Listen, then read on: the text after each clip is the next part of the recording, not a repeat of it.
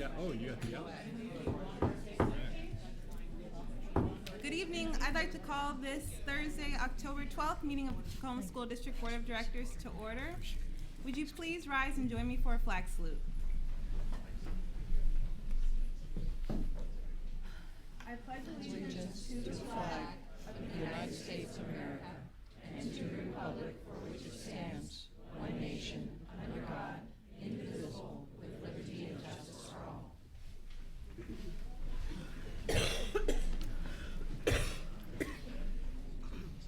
General Counsel, will you please call the roll? Yes, Vice President Cobb. Here. Director Winskill. Here. Director Hines. Here. Director Vial. Here. And Vice President Cobb, are we expecting Director or President Ushka? Yes, she will be here, but she's running a little bit late. Thank you. Moving on to agenda item number 4, adoption of the agenda. Is there a motion? I move adoption. Second. Any questions about the motion? All in favor of adopting the agenda as presented, signify by saying aye. Aye. All opposed? Okay, motion passes. Item 5 on the agenda is recognition of staff, students, and community. We don't have any recognition tonight. So moving on to number 6. I thought that Safe Streets was going to come with some kind of presentation. And I know I have none on there also, but I don't know whether that was going to happen today. Darren's here. I don't. Pardon me? Under public comments. Okay, thanks. Okay, so moving on to agenda item number 6. It's a public hearing for resolution number 2031, authorizing the form of the ballot proposition and other matters concerning submission to the voters at a special election to be held on February 13, 2018. If you'd like to testify regarding proposed resolution 2031, please complete a citizen's request to speak card, which is located at the back of the auditorium, and submit the card to the school board secretary. The superintendent will call your name when it's your turn to address the school board. Please speak into the microphone. You'll have up to 3 minutes to share your testimony. Director Cobb, I recommend that in light of the many different topics that we have and different cards, that we limit our public speaking to 2 minutes. Okay, I think that's super. I would agree. Okay, so Yeah, agreement. each speaker will have 2 minutes. Our first one speaking regarding the M&O levy is Angel Morton. So you'll have 2 minutes to speak, and you'll get a 1-minute warning. Okay. Good evening, Angel Morton, President of the Tacoma Education Association. I'm just here because it's levy time again. And we all know that we rely heavily on our maintenance and operations levy. And so I encourage the board to maximize the request this year and ask for the full amount of levy money possible. Our M&O levy supports arts, bilingual education, the highly capable program, Indian education, transportation, special ed, summer school, basic ed, safety and preschool, and all those things are vital to keeping our school district moving ahead, providing a balanced education for our kids and making sure that everybody's safe and has what they need. So thanks for moving ahead on the levy, and we do ask that you, the association asks that you would maximize the ask before all the funding changes happen. Thank you so much. Thank you. Thank you. That's all for the M&O. Okay, thank you. So moving on to item number 7, it's also a public hearing on resolution number 2032, authorizing the form of the ballot proposition regarding school technology improvements and upgrades and other matters concerning submission to the voters at a special election to be held on February 13, 2018. The same conditions for speaking apply to this resolution as the last. So again, you'll have 2 minutes to speak and you'll get a 1-minute warning. The first person to speak regarding the tech levy is Scott West, to be followed by Rick Reed.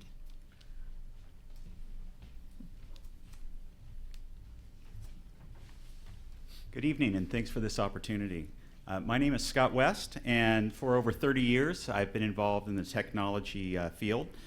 My very first computer was a VIC-20, and I got the opportunity to move on to an IBM that cost me about $5,000 when I was 19 years old, if you guys all remember that. And it nearly caused me not getting my wife, who I have here today, but she forgave me. But because I had these opportunities at an early age to touch tech, it actually shaped my life. So today I am an employee of Washington State, and I run the infrastructure for the state of Washington and manage a $40 million tech bill. I feel that right now it is now our turn to provide the same opportunities to our students in this district. Technology is the future. It is in everything we touch. There are very few jobs that do not require technologies. Farmers use it, foresters use it, athletes use it, and even our waste professionals today use it. Technology, it doesn't have any bounds. It does not see race, it doesn't see religion, and it doesn't see gender, but it does have barriers, and those barriers are low-income families. They're unable to take advantage of even the cheapest laptops when you're having to weigh the idea of what you're going to feed your family or your utility bills. Colleges expect our students to know technology. Jobs expect our students to know technology. So if we don't provide technology to our students, current technology, we're doing a disservice.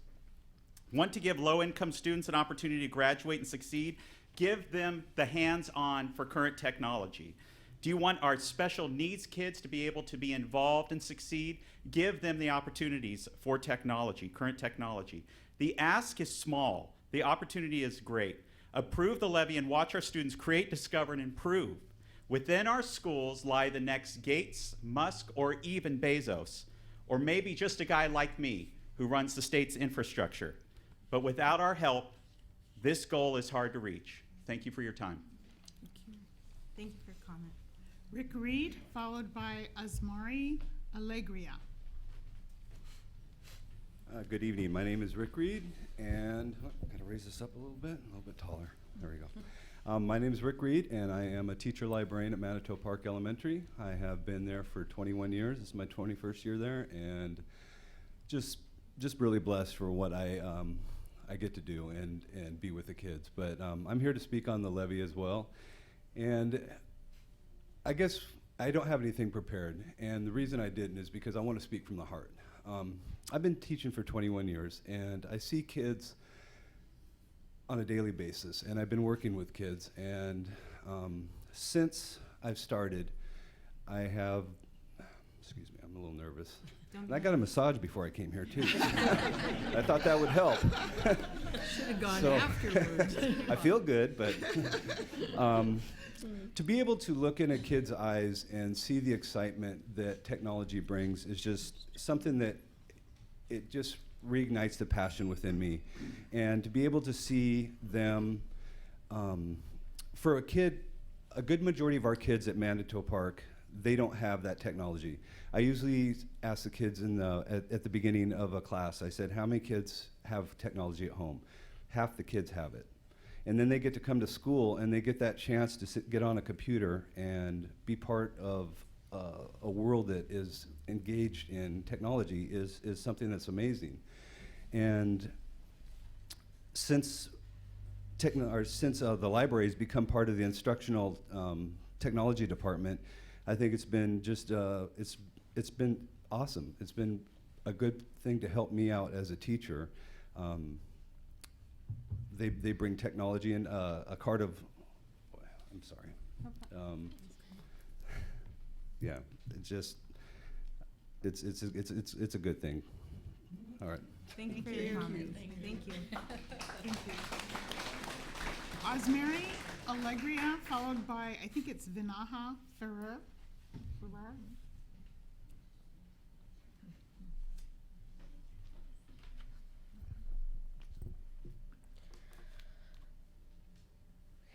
Good evening, members of the board.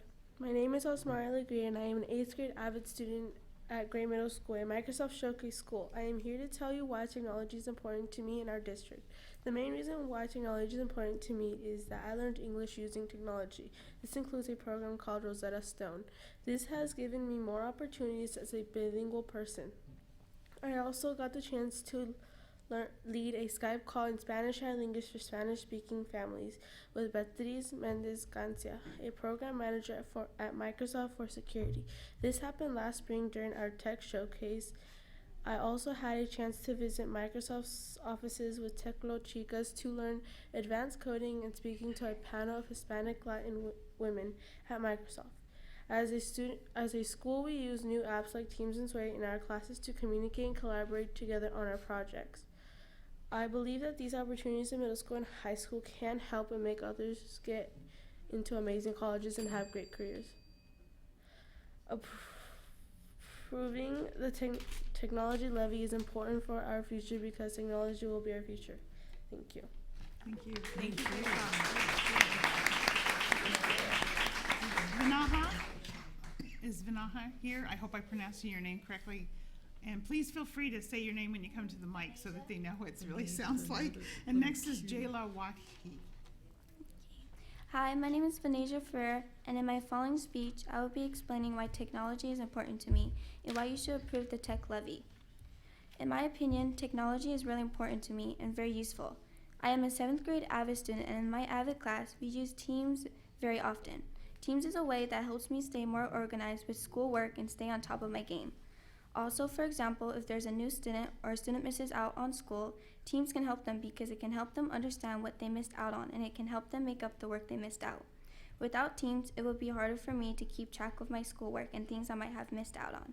However, technology is very useful to me and others because it helps us stay in touch with people in our community. Take, for example, students in our class or in our school. Without technology, how would we be able to contact or touch base with students in our class that may be struggling on or need help? Another type of technology I use very often is Sway. I was part of a technology/science showcase last year. I used Sway to create a presentation about nuclear power. Sway, however, helped me present my work about nuclear power, my thinking, my thoughts, and what I have learned and gained knowledge about nuclear power. In addition, without Sway, it would have been harder for me to create a presentation about nuclear power and explain my thinking. Sway made my presentation a whole lot easier to do. In my opinion, technology will help me in the future and my goals by expanding my thinking and thoughts, and most importantly, my knowledge about things. Technology will let me have access to a new learning and access to new apps and different types of technology. Technology will help me accomplish my goals and my career. In my perspective, as a girl, technology is very important to me and useful. Technology helps me not be scared to share out with others of what I'm thinking. Also, that technology is a collection of digital techniques, skills, methods, and processes that we are able not just to work with, but also to expand our learning. As a result, these are reasons why technology is important to me and why you should approve the tech levy. Thank you for giving me this opportunity to share my point of view.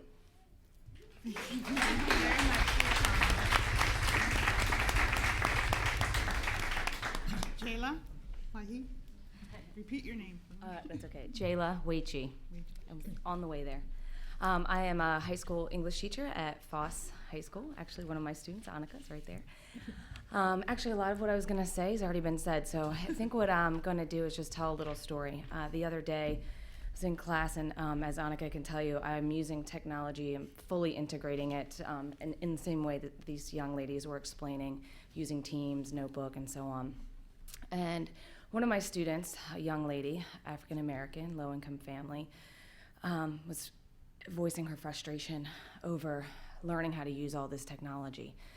And I just sat down with her and I said, you know, it's fine. We're just going to get over some of these humps. It's going to take a minute. We just got to, you know, push on through, and these skills will be something you can use. And she said, Miss Waichi, that's some white people stuff.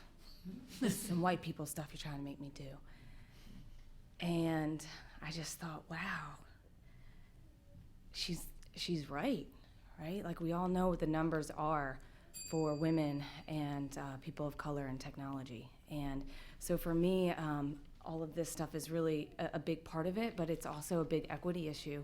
And, you know, I think that we tend to think today's teens are very savvy because how much they're on their devices, how much they use social media, but many of my students lack the basic skills just to upload a document to the cloud. And we know that, you know, people from mechanics to engineers to doctors use something as simple as uploading a document to the cloud. And these are the skills that we need to teach our students here in Tacoma. Thank you. Thank you.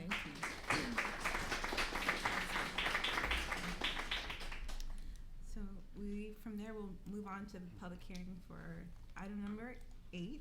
It's, did I skip? No. Item number 8, declaring Blueberry Park property as surplus and authorizing sale. So Tacoma Public Schools seeks to surplus and sell 24 parcels of unimproved property located at East D Street and East 80th Street in Tacoma, connected to the area commonly known as Blueberry Park. These parcels are not needed for district purposes in the foreseeable future and will not be required for the district's long-range planning of capital facilities. Following TPS Regulation 6112R, the intention of this hearing is to seek community input as to the property's highest and best use. A second hearing will be October 26th, followed by consideration of a resolution to surplus with intent to sale.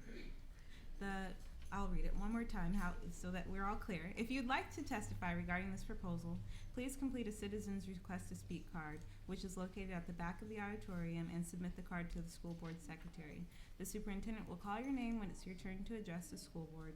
Please speak into the microphone. You'll have up to 2 minutes to share your testimony. Corina Going, followed by Kevin Going. That was an easy one, sorry. Good evening. My name is Dr. Karina Going, and I live at 8009 East C Street, near the dead end of C Street. The school district property is at the end of my street, and I've lived there since 2002. I'm a member of the group planning the community gardens in Blueberry Park. I help with the chip-in program at Blueberry Park. I've started a bi-weekly walkabout to pick up trash and monitor suspicious activities. And I'm active in the Safe Streets group, and I walk through the property about 3 to 4 times a week with my husband and my dog. One of the draws for me to move into this neighborhood was the beautiful woods at the end of our street, but I soon found out that this is an area where prostitutes bring their johns to do business, drug deals are made, and homeless encampments are set up. My summers now consist of hauling out bags after bags of trash and calling the school maintenance people and the police multiple times. I've walked through the area where the signs on the trees say Tent City, and I've seen multiple tents set up. I've phoned 911 to have fires put out in the middle of our dry summers. I often see prostitutes going into the property. I've picked up many needles from these woods. When I heard Green Harbor Community's proposal for this property, I felt hopeful. They've come to community meetings to learn about the issues in our area. They've attended Safe Streets, and they've presented their proposal to our community. It seems to me that their proposal would be the best and highest use for this land. They propose to make the wetlands wetter, making them uninhabitable for homeless camps. The wetlands would become a learning laboratory for school children from elementary school all the way through university. And they propose to have them maintained by an environmental group. They would build small, good quality homes for working families, maintaining the green canopy and preserving the green space with minimal environmental impact. These homes would have a unique design with trails connecting them, and the area would be patrolled for safety daily. So I think that they have taken care to learn the problems of our neighborhood, and this would be the best use for the property. Thank you very much. Thank you. Kevin Going, followed by Sandra Ford.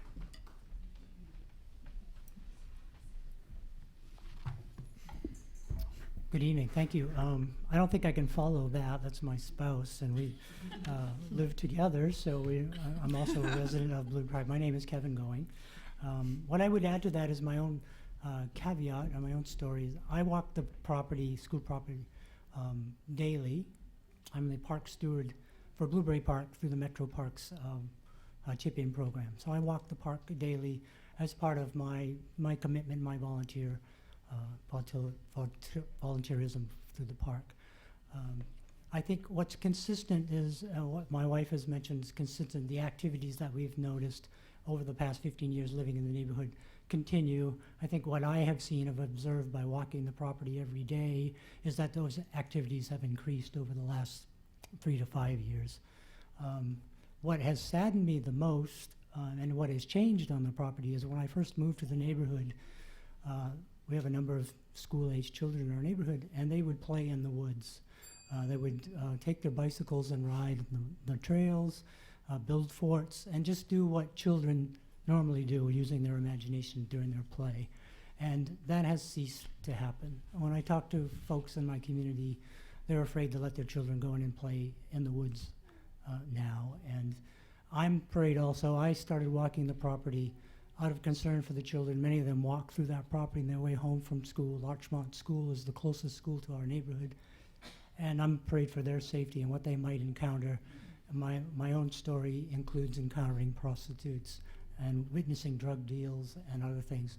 So I'm here also to voice my support for the sale of the property to the Green Harbor communities. They've met with our Safe Streets group, and their proposal of maintaining the property and the canopy while building single-family homes, which would benefit some of the working-class families in our neighborhood who can't afford homes now but might be able to under this proposal. I think it would benefit our community. Thank you very much. Thank you. Sandra Ford, followed by Bill Rahe.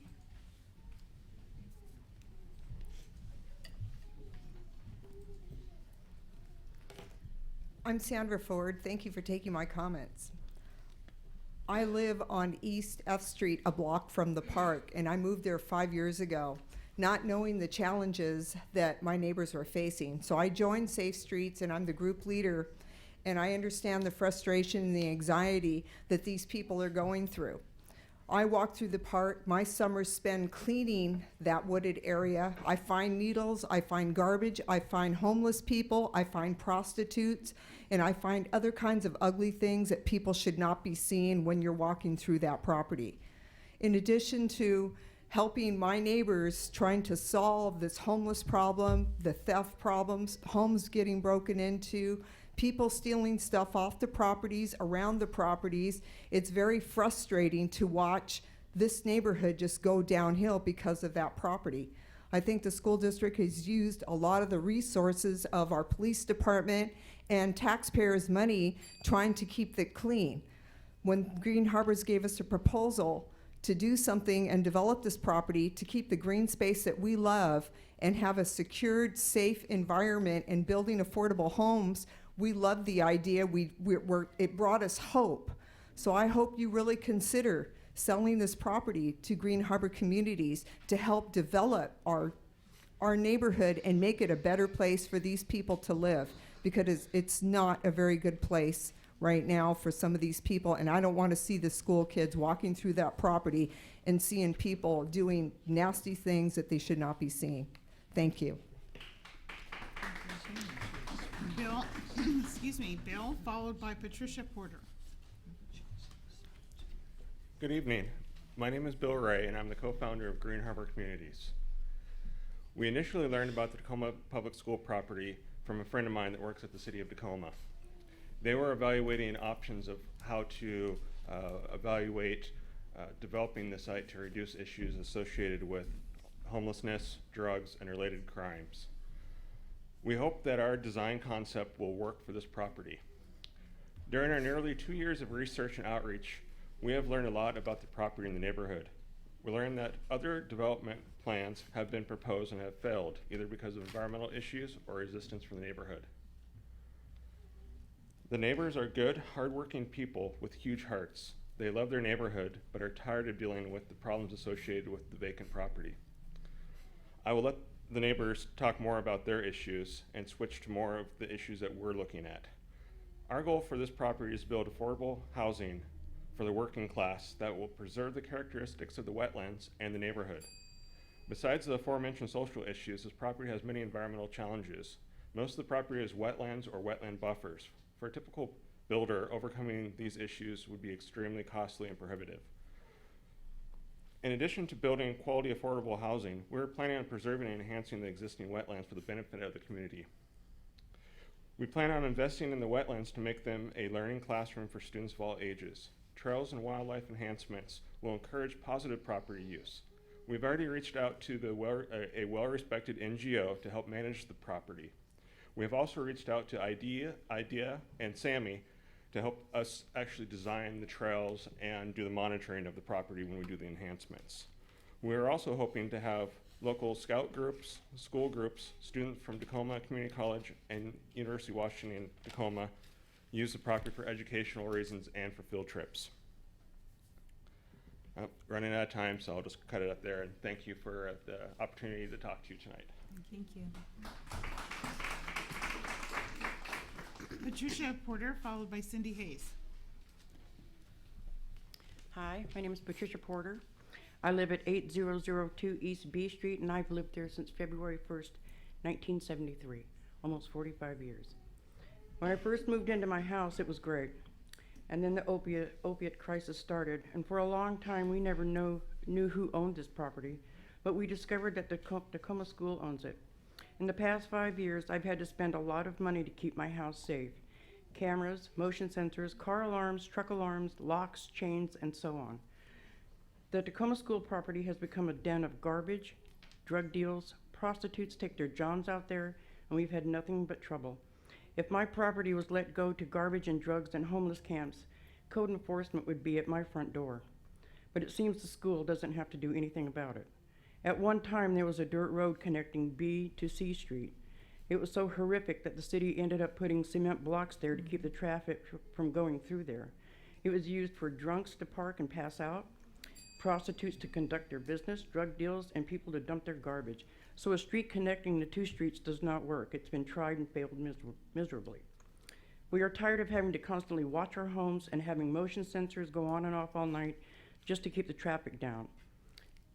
We would like to see Green Harbor community buy this property and make a family-friendly neighborhood out of it. They will have an on-site manager to keep the crime out of there and out of our front yards. And yes, at times the crime from the Tacoma School property has ended up in my front yard. Last Friday morning at 4:06, I had a tweaker at my front door. This mess has gone on way too long. We need a buyer who will be sensitive to our needs and yet make a great place to live. They have met with us on numerous occasions and always have the correct answers for our continuous problems. As a neighborhood who is continuously in touch with each other via the Blueberry Park Safe page on Facebook or the Safe Street meetings, we need to resolve this, and we are all in agreement that Green Harbor community is our answer. And we ask you to do the correct thing. Let Green Harbor develop this area, keep the crime out and the beauty in. Thank you.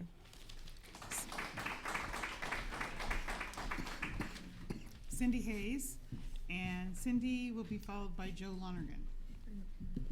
Hi, my name's Cindy Hayes, and I live right across the street from Pat, right at the end of the park there.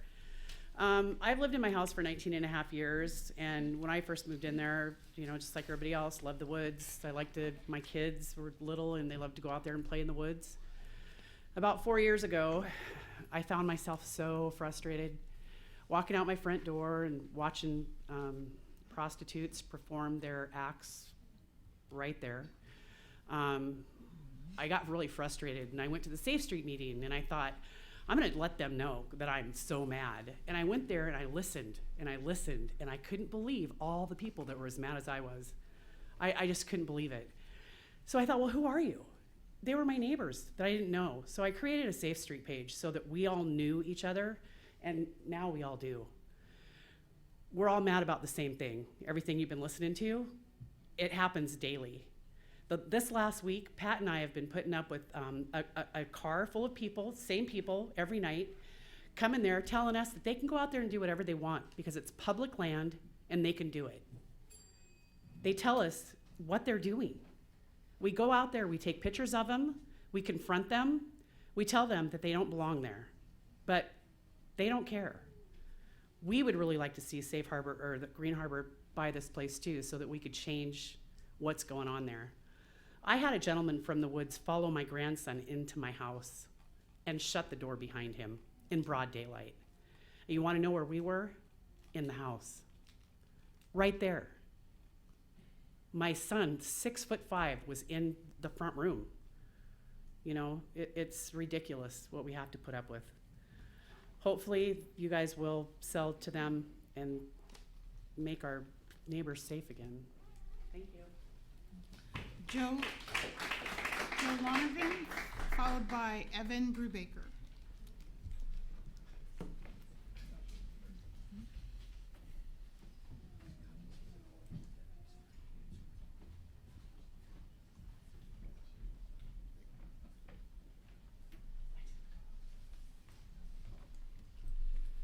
Well, thank you. I'm Joe Lonergan. I'm the city councilman that represents the area that's being discussed tonight, and I'm also a neighbor. I live just a couple blocks away from Blueberry Park and the adjacent school district property, and I appreciate you welcoming us all here tonight and hearing the comments that I've been hearing for years from my neighbors, from my Safe Streets group, and the folks. And you've heard just a hint of the frustration tonight. They're much less gentle with me, perhaps because it's been going on for so long, and I've been hearing it for so long. Years ago, I tried to convene a group of folks. It included Deputy Superintendent Josh Garcia was out there, Metro Parks, Tacoma City folks, and we started talking about this property and what we could do to fix all of these issues that we were hearing about. And we got maps and we drew up some plans and we presented some visions, and the Deputy Superintendent said, let's get this all fixed tomorrow. And what we ran into were wetland regulations. And I've had many arguments with my own staff about these wetland regulations, because what we need to do there isn't allowed under the current power of the school district and the current priorities of the school district. And I really appreciate their priorities. Josh said to me that day, he said, you know, the farther the dollar gets away from the classroom, the harder it is for us to spend. And I appreciate that, because I've got kids in the schools, and that's the way it needs to be. And I thank you so much for keeping that your priority. However, we need to find a different solution if the school district can't spend the resources that are necessary to solve this. And I really appreciate that you're coming forward with this surplus proposal to find that very solution. The reality is that highest and best use is going to be residential, and it is going to be someone like Green Harbor Communities who can and will respect the environment while respecting the community, while making a better place for everyone involved, rather than just clear-cutting everything, which would be a typical developer's solution to this particular parcel. So with that, I greatly appreciate your service. I have passed off a letter that I've written to each of the board members, including the superintendent and deputy superintendent, and I would appreciate your review of that, and I look forward to a positive resolution of this and making our neighborhood better. Thank you so much. Evan Brubaker, followed by Anthony Bradley.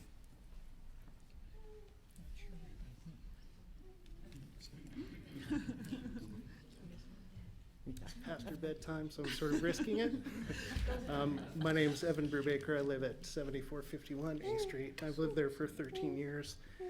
And I'm not familiar with the Gray Harbor proposal. I wasn't ever notified about that, but I wanted to say a few things about the Blueberry Park and try to encourage that there are families from all over Tacoma that come to pick blueberries at Blueberry Park, and a number of these lots include those blueberry bushes, which are over 100 years old. And I would simply ask that whatever proposal comes forth, that those be spared and that some of that land be maintained, because it's not replaceable and there aren't enough berries there to begin with. I have, I think, 30 bushes on my property, and I have people jumping my fence every summer to come get my berries. Well, berries aren't the thing really that we're here to talk about. All the safety reasons that have been brought up by the other folks here are really taking a toll on our street, on A Street. And it's a combination of having that space available and also having all that activity on Pacific Avenue. And that's just a tough thing to try and wrangle for all of the folks who are involved. With the balance of my time, I would say please spend the money on the science and technology. I got an access to a PC at Stadium High School in 1986 when I was 16 and learned how to code. And I had a career as a musician using computers and producing albums for about 25 years. I now run a startup down here in Tacoma and employ 13 people. And we're privately funded, not funded, just by revenue. So we're making jobs, and it's all because somebody put a PC on my desk. Thanks. Anthony Bradley.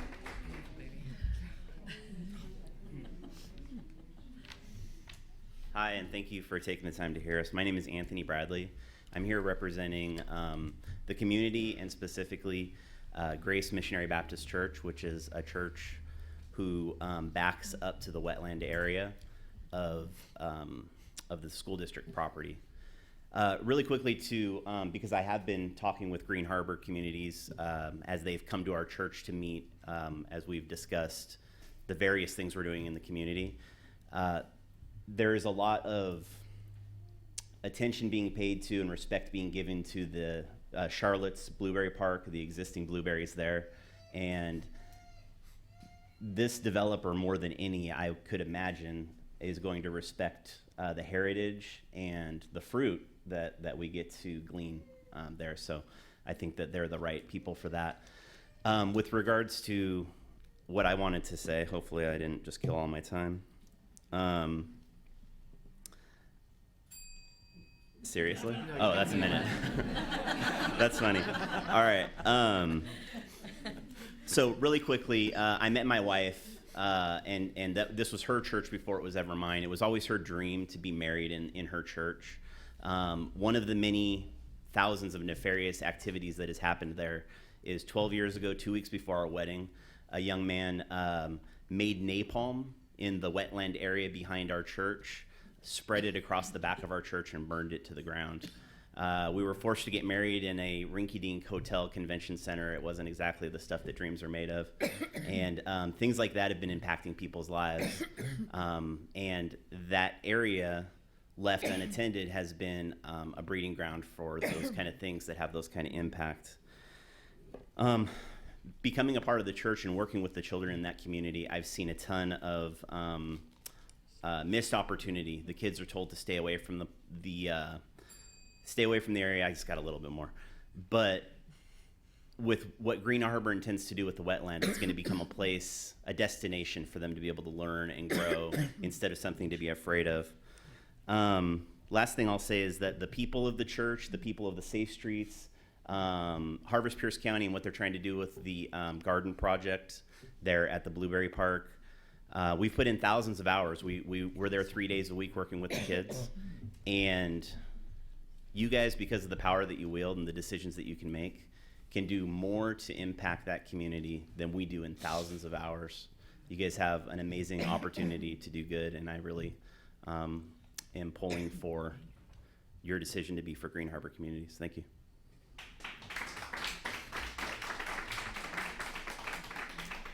So that concludes the Blueberry Park. Oh, that concludes the hearing for the Blueberry Park property surplus authorizing sale. Thank you very much. Do board members get to ask any questions about this? Usually during a public hearing, we would not do that. There's this public hearing. There's another one on October 26th, and it will come before us. And then we vote that same day, so I can't resolve any of my questions if I'm going to vote on that same day. No, just for clarification, Director Winskill, we will then be entertaining bids for sale or for purchase, and so we will have time to review any offers for purchase in executive session. So there will be time after. Okay, so my issue isn't about offers. My issue is about 12 years ago, we were going to build a school on that site. And we built it at Stafford instead. And I look at this small class size coming down the pike of 17 students per classroom, and I'm really nervous about giving away the last bit of our property that we could possibly need for a school in the future. So I don't know when it's possible to say that, because we have to approve. We'll have time to discuss this in the future, and if you could reserve comments till the board comments at that part of the meeting, that would be great. We've got a lot of things on our thing, but I do understand that you have concerns. We'll make sure that the board has time for that discussion. Okay. Thanks. The next item on the agenda is item number 9, which is members of the public that are wishing to address the board. School board members, we encourage your participation, as you can tell from the last 3 public hearings. If you want to address the board, you've probably heard this before, complete a citizen's request to speak card, which is located at the back of the auditorium, and submit the card to the school board secretary before the meeting starts. If you haven't submitted it by the time that period is ended, it won't be considered at this session. The superintendent will call your name when it's your turn to address the school board. Please speak into the microphone, and you will have up to 2 minutes to share your comments. We expect there to be several comments, and so we are bringing it to 2 so that we have time to hear more voices. I'll also ask that if you're about to say something that somebody's already said, that you're briefer with your comments to allow more voices, and with the rest of the business that we need to attend to this evening. Thank you. The first speaker, Darren Penn, who's coming to present an appreciation award to the district. Good afternoon, Madam Board and Mr. Board. My name is Darren Pan. I'm a Safe Street Community Mobilization Specialist for 23 years in the neighborhood. So you have heard it on many, most of my members from the Blueberry Park area. I just want to share with you, I don't know how many of you know what is the Neighborhood Watch Group. The Neighborhood Watch Group is an organized group of neighbors looking out for each other to create safe, clean, and healthy. So if your neighborhood have not been organized, please join. The reason I'm here because many of my neighborhood watch group have appreciate the collaboration and support from the school district. For example, what the neighborhood group have done for the Fern Hill group. They raised the grant, they applied a grant to install the, Middle Island Street on 84 and Yakima, which they seen a lot of safety that there's no sidewalk, and then they put a Middle Island a sidewalk, and then many signs have been hit down and reinstalled it. And the next one is around Bernie Elementary School. They put an electronic sign to slow down and the crossing walk. It is really important that the neighborhood watch group not just only use the facility, but they care about the students out there. And I want to say thank you for the school, and especially to Andrea Ovena Henry. She's an amazing person. Every time we call and talk. And the school, we have been working closely, for example, like Larchmont, Fern Hill, Bernie, Mann, Giordoni, Jenny Reed, Franklin, coming up soon at Stewart Middle School. So we have cleaned up and we collect about 220 tons alone from the southern area. And we have over 200, 300 people are using the school facility. And not just only they're using the school, they're watching the school too. For example, at night, when they're patrolling the neighborhood, they walk around, they drive around the school, and they see something, and they call it in. So right now we have school security number, and the citizens in the neighborhood are working closely in the neighborhood. So now I will, on behalf of the Neighborhood Watch Group, I would like to present the plaque to the Tacoma School District for outstanding support and collaboration for the Safe Street Neighborhood Watch Group 2017. Thank you.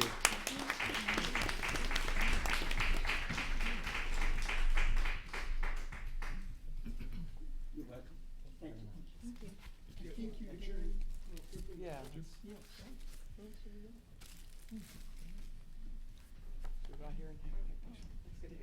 I'll take the picture. Excuse me.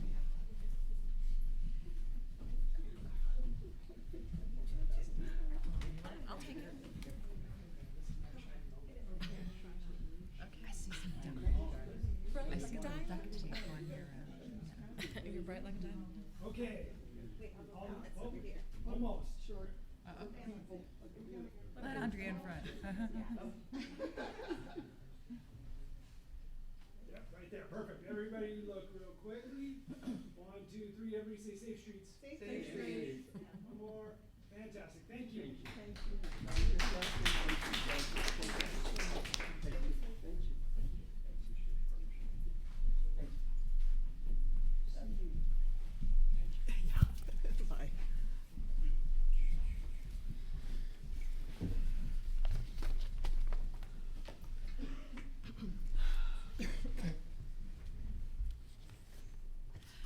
Next is Jennifer Shermitt, I believe, regarding Next Move.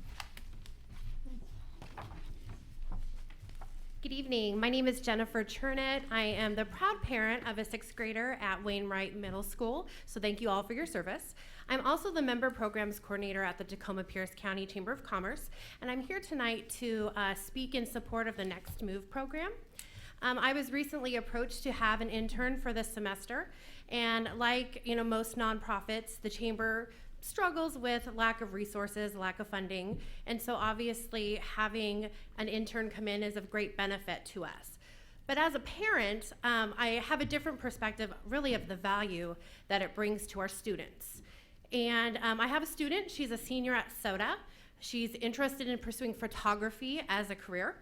And so she's having the opportunity to come into the chamber develop a professional portfolio. She's helping us create a portfolio for publications. In 2 weeks, she's going to be a published photographer. She's getting to learn the business side of how social media and photography and media work. She's learning project management. She's learning time management. And it's really a unique opportunity to decide where she wants to go.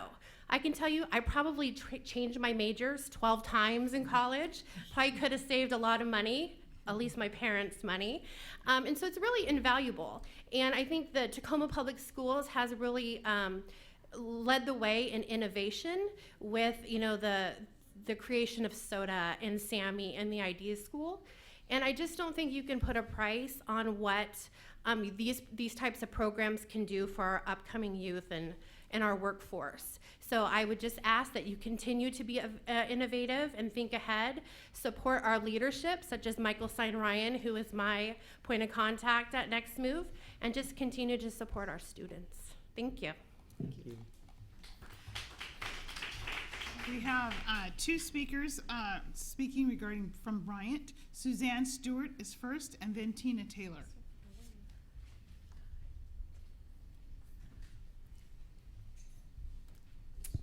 Hello, my name is Suzanne Stewart, and I'm the lap reading teacher at Bryant Montessori, which is a pre-K through 8th grade school in Tacoma, one of the many wonderful schools in Tacoma. I love the Bryant community and my job teaching reading, but most of all, I love my students, and it's amazing to see how they change as they develop confidence in their ability to read. It's an amazing part of my job. I wish that I could speak as highly of the district administration and the school board.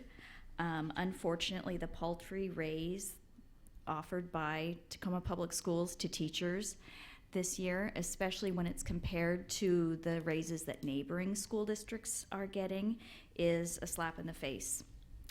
There is no reason for this insulting pay raise. I'm sure there are some poor excuses, and the worst part about it is that Tacoma is going to lose teachers. They're going to go to neighboring school districts where they will get better pay, and some of them a shorter commute, and there are some difficult schools in Tacoma, and if you could teach it in Puyallup or UP, teachers are going to do that. And there's also a teacher shortage, and how Tacoma is going to attract and keep excellent teachers is a huge question when Tacoma does not seem to respect the teachers that it currently employs. I hope that in the next negotiations, I believe they start in January, that Tacoma will come to the table with a pay raise that shows how you value us and that we are important and that you want to keep us here. Thank you. Tina Taylor.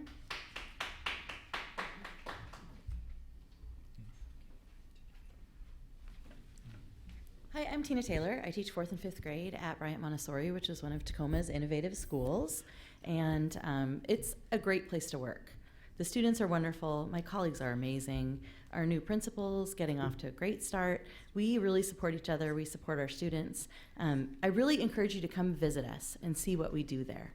I know that sometimes data and statistics are hard on innovative programs. If you do your research about Montessori, what you find is that the payoff for the kids happens in high school, and it happens in college, and it doesn't necessarily happen on standardized tests in 1st grade and 3rd grade and 5th grade. So I really would like you to come and see what we do at Bryant. We have over 600 students now from pre-K through 8th grade, which is sort of amazing to think about, all in the same building, especially when you consider that the original building was designed for about 350 students.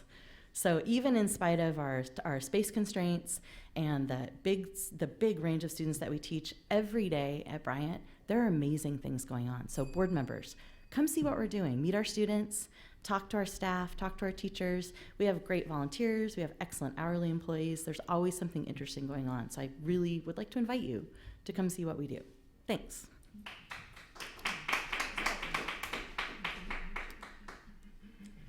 And then regarding lunchtime and mental health, Wendy Pantua?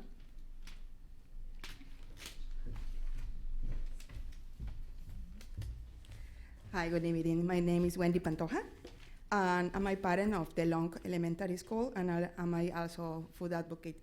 So am I here to, because I'm really concerned about some important issue in our schools, in our public schools, and especially in elementary schools. So am I a parent who like to make the lunch for my kid to have a healthy food and fresh food? So this is the first thing. But I like to go to lunchtime and to observe the dynamic with the kids.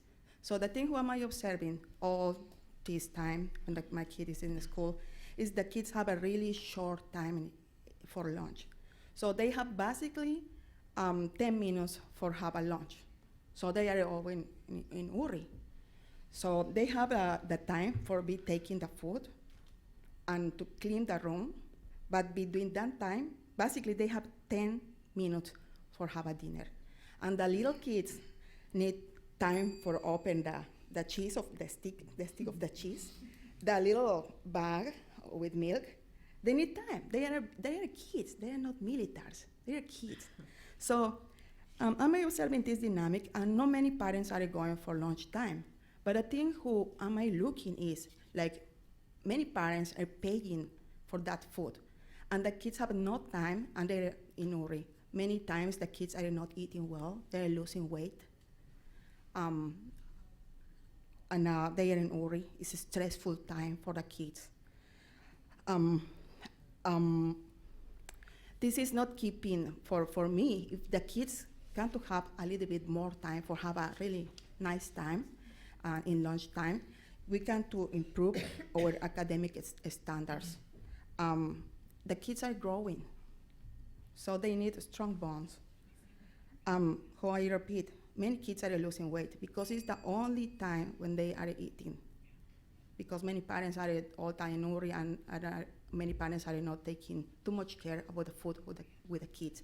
So I know this 20 and 21st will be elections about this issue, and it's also concern to me about mental health, because how I say the brain need to have a good food to be developing.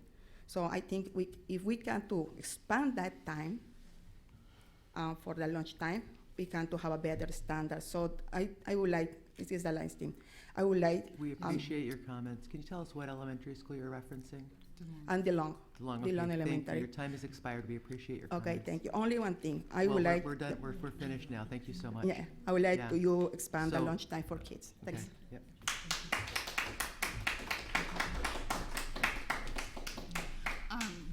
The next speakers are speaking regarding the Browns Point new building.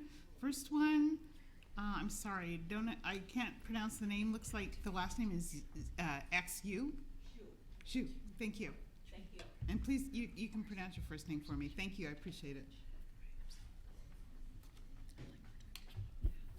Hi, good evening. My name is Randy Xu. I'm a parent of a kids in third grade in sales program in Browns Point. I'm here to express our concerns and against the new building plan for the new Browns Point elementary school with only 19 classrooms. And so please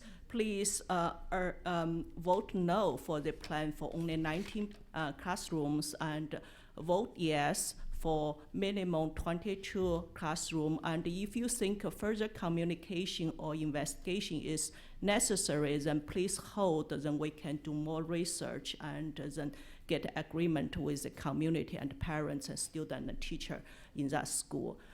My son is in the sales program in Browns Point, and we were so great that Tacoma School District actually gave us the opportunity that he will have the equal education opportunity for his level, for his need.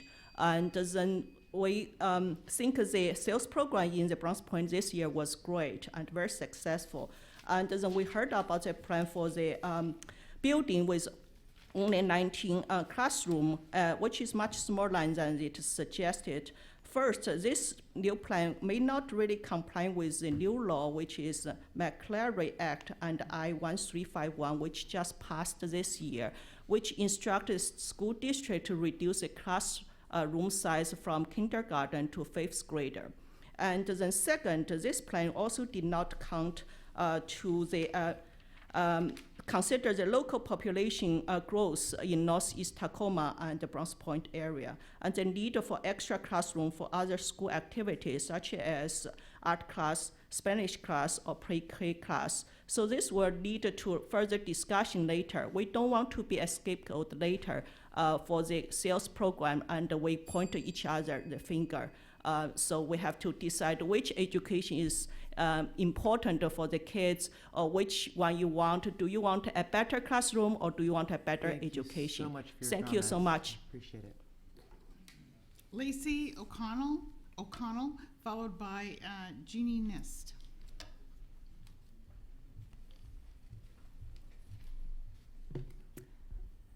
Hi, good evening, Superintendent Santorno, members of the board. My name is Lacey O'Connell, and this is the third time that I've been before you. I wanted to say that listening to all the issues that you guys have to work on, I want you to know that I really respect the work that you do. I know that it's tough. And I want to point out that the families of Browns Point Elementary haven't been complaining or asking for enhancements. We've been pretty focused on the issue of capacity with the number of students that we have. As of Monday, there were 427 students. In the update, which I received secondhand, I've signed up for a system to be automatically updated and have been left out of many of those. It lists 19 classrooms. Then I went online and I can't find the plan. So I'm curious, are there 18 classrooms? Are there 19 classrooms? Are there 22? How are we doing the math? If there are 19 classrooms, to do the math, 25 times 19 is 475. With special ed, we have 6 students. We have a learning resource center, and we have an art room listed in the last plans that I saw. At a community meeting that I was at over the summer, there was a representative from Tacoma Public Schools who told us he was recommending that the board build to a capacity of 550. So right now we're at 475 if the plans that were described are accurate, and that we'll be at capacity in 80 to 90% capacity in 9 years. So to lose that art room would be a disappointment, but it also suggests that it's not going to be sufficient to hold the capacity of students that we're going to have. So it's very possible that in a few years we're going to be back together talking about capacity at Browns Point and what do we need to do to fix that. It seems financially irresponsible to build a school that won't serve the community for decades to come. So I'm asking you to please do it right the first time. Please approve the alternate bid for the 2 additional classrooms, and I appreciate your time. Thank you. Jeannie Nist, followed by Charles Jorgensen.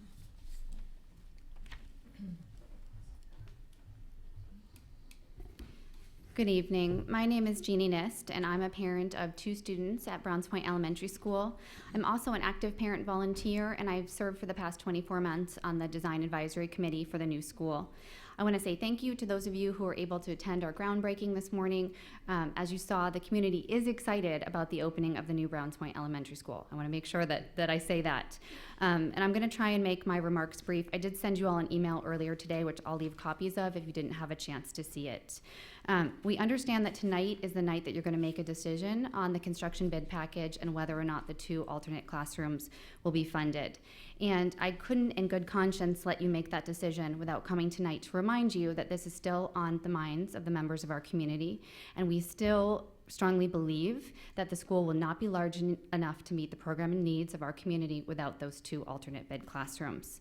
So again, I'm here to be a voice for my community. I get questions about this issue of capacity every day. People know that I've served on the DAC and that I've been involved in ongoing conversations about the school, and I want to make sure that you're well aware our community's position on this issue. So I will leave copies of that email for you, and thank you very much for your service to our school, and we look forward to the opening of the new Browns Point Elementary. Thank you. Charles Jorgensen.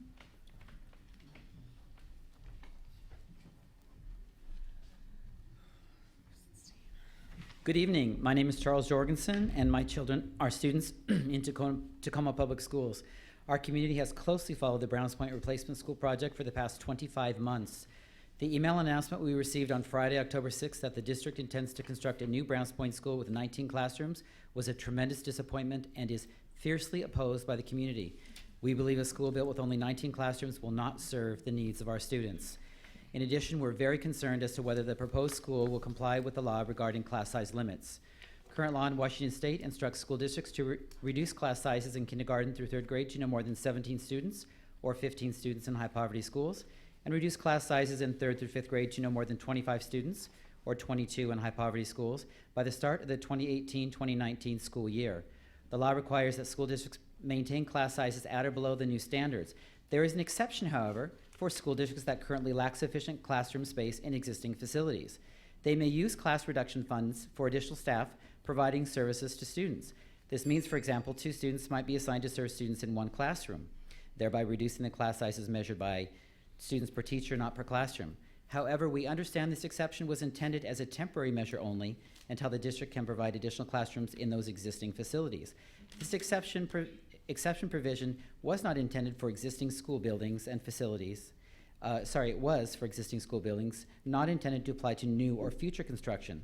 So what does that mean for the new Browns Point School? A building not approved yet by the school board, not yet under construction, not scheduled for completion until January 2019. Lower class size requirements appear to mandate the addition of several classrooms beyond 19 in this new building. Classification reports for our schools show we have 14 of 17 classes, or 82%, to be non-compliant with the 2018 class size standards, and only 3 of 17 classes, or 18%, in compliance. How will you handle the 82% of classes at Browns Point that are non-compliant in terms of class size? Specifically, what is your plan? Given questions about the exemption provision, this issue merits more study, regulatory review, and legal clearance. Because of that, we urge the school board to postpone a vote and not vote tonight. Thank you. That's the final comment. Thank you. That will end public comment for this evening. Thank you to all of those that contributed this evening.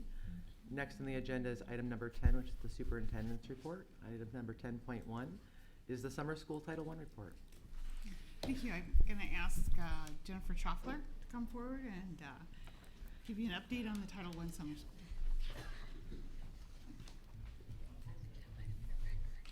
Good evening. I'm just going to briefly introduce the dynamic duo of Dr. Sandra Lindsay Brown and Support Program Associate Carrie Sutton that are going to share with you the PowerPoint that you have in front of you this evening from Summer Learning.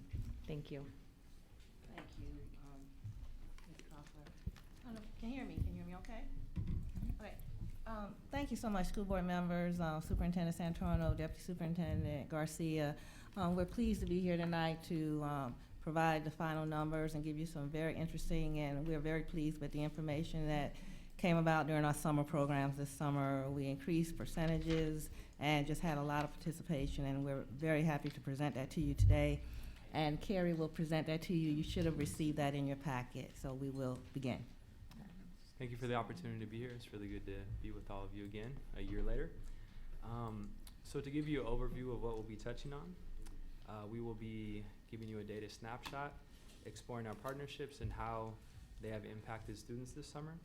We'll look at what success looked like, go over next steps moving forward, and then I'd love to answer any questions that you may have. So let's jump right in. On this slide, we have a statistical breakdown of this year's attendance data and how it compares to the 3 previous summers. In the far right column, you can see the data for summer 2017. Below the 2017 number, you can see that we served 7,500 students, which is roughly 26% of our population. And then moving to the left column, you can see how we did in 2016 and so on. So as we take a look at our demographic breakdown, you can see the summer of 2017 lined up with the district and state averages for each category. Across all areas, we served plus or minus 4% of the district average. So similar to the first slide, you can see the breakdown from the 3 previous summers, this one specifically for Jumpstart. Most notably, 6th grade Jumpstart increased attendance by 150 students. So as we look at credit retrieval, there were 427 courses recaptured this summer. You can see the breakdown of what those courses are below. We had 68% of our students earn credit, and many of those kids earned multiple course credit. And then you can see how we did the previous 2 summers with that same credit recapture. So when looking at how we met success, you can see the breakdown of several programs on the left and how they did compare to the goals set prior to the summer. So overall, we served about 1,000 more students, which was 16% growth year to year. 685 staff worked this summer in 877 assignments. So many staff worked multiple programs.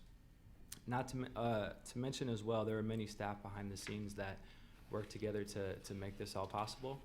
The 685 number is those who were on the front lines working with our kids. So heading into the summer, we had several goals. One, streamlining while still allowing for innovation. By that I mean having a successful, systemic, district-wide programs like Jumpstart, while still supporting the unique needs of schools, hence those programs listed there, helped us accomplish that goal. So we moved to an online registration model, making it easily accessible in kiosks at schools, eliminating thousands of pieces of paperwork, registration paperwork. Andrea Johnson and myself, Andrea Johnson's in HR, we worked together to create a hiring timeline so that we could efficiently put staff in place. And you can imagine with 685 staff, that was quite the task. So we also enhanced district collaboration. Coming into the summer, we knew the challenges that would come with the switch to the MyTime system from paper timesheets. So we started meeting in January across several different departments to make sure that there was a system in place so staff could get paid efficiently, and we really increased that pay efficiency, which we were really pleased with. So as we take a look at our partners, some of our partners are listed here. I want to point out a few that really have some cool stories. So one, the Boys and Girls Club of South Puget Sound. We partner with them and host several of our reading camp sites at the Boys and Girls Club. And the kids are able to stay after at the Boys and Girls Club after the reading camp hours are over, and also throughout the remainder of the summer. And in speaking with one parent prior to the beginning of reading camp, I let her know about this opportunity, and she was really excited, and she explained to me that this meant the difference between paying for childcare for her student this summer and paying for groceries. So she was very grateful for us providing this partnership to her family. And then also, Technology Access Foundation. They currently exist at Bowes Elementary. And it was really on my heart this summer to increase tech access, STEM access for students this summer. And I looked in our own backyard, saw what was going on at Bowes. I reached out to Taff and Aaron Wilkins, and we created a really amazing Bowes STEAM program. And really, the heart behind that was to spark the interest of tech and STEM with kids, so that at some point down the line they might access the tech jobs in the Pacific Northwest that are pretty plentiful. So as we look at as we look at next steps, I have the privilege to attend the National Summer Learning Association Conference in a couple weeks, and I'm really excited to learn and grow and network with other similar sized districts and take back some tools here to Tacoma. So continue to build the 12-month guide to summer learning that I created at the conclusion of last summer, detailing a month-to-month breakdown of what administrative steps need to be taken to set up a successful summer. I will create a TPS summer learning handbook that breaks down a number of summer details, such as staff pay, pay dates, hiring process, program goals, etc., so staff have a go-to guide that they can easily reference. Continue to build strong partnerships to create access and opportunity for our kids, and then expand year-round opportunities such as the Spring Boost program that we created in April of last year. Now, that's a lot of information, got through it pretty quickly. Do you all have any questions for us? Director, sorry, yeah. It's not a question, it's just a comment. About 5 years ago, I think a polite word would be, Director Hines and I were concerned. I think the reality was we kind of had a tantrum up here about how bad summer school was. And we're just sitting here kind of high-fiving ourselves a little bit because we really pushed hard for that summer programs to get improved. And this is just amazing where we've come in that period of time and where we're heading and the value of this to our kids. I look at the reading camps, 94% of the kids maintaining or increasing their reading levels. I mean, that's what we're about, and just down the list. So, I mean, just absolute kudos to Sandra and your staff and the 600 and some teachers that gave up summer to help kids and work with kids. And I think the more we know as a school district that a lot of our kids just plain need to go to school more. And this is what the summer program, I mean, we're just quietly doing what the legislature will finally wake up and let us do, and that's have 10 to 11 month times for our kids to be in school like the whole rest of the world does. So I really appreciate the hard work and the enthusiasm that you bring to this work and where you want to see it go. So welcome to TPS. Thank you. Thank you. Thank you, Director Vial. I just would like to mention the fact that, again, as Carrie mentioned in the presentation, the process doesn't end for us. We start in January officially trying to prepare for all the summer programs that are offered in the summer, trying to be innovative, trying to be creative, and trying to be engaging for our students. And I think we hit the mark, and we're continuing to try to think of more innovative ways to meet the challenge. As Carrie mentioned, this year we had a program during spring break week that we partnered. We held it at Manitou Park, and 2 other schools that were neighboring joined together, and we had 60 students that we touched during spring break week. So it's not just a summer. We're thinking about other ways during the year, how we can connect, how we can engage, and we can look at the targeted students that need help. And so Carrie has been wonderful to work with as our support program associate. He does a wonderful job in and out of those schools in the summertime. And I just would like to, before we close, just to make mention of the departments that have worked so closely with us. And I really would love to give a high five out to Human Resources, Finance, Budget, Payroll, and the My Time team, because we all started coming together in January to make it work, and it was much more efficient this year, trying to make sure folks got paid on time in an efficient manner, and then it was just a joy this summer. So I just want to say thanks to all of those departments that we collaborated with, and we are happy to present to you this evening. And just one comment, I'm glad that you're looking at reaching out during those vacation breaks. For a lot of our kids, they just hang out. Yes. I worked on schools on the east side. I know that.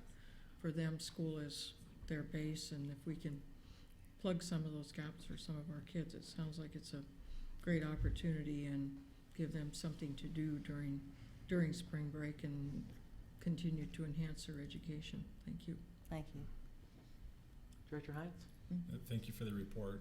It's very exciting to see the good work, and what I appreciate is in Tacoma we've redefined summer school as not for kids who are behind. It's for kids that are interested in continuing to learn, and there may be a retrieval component, and I think it's how we've used Edgenuity, so we're not having a kid sit through an entire course. We're assessing what they've learned and what they've yet to learn, and then we tailor a curriculum to help them learn what they've yet to learn.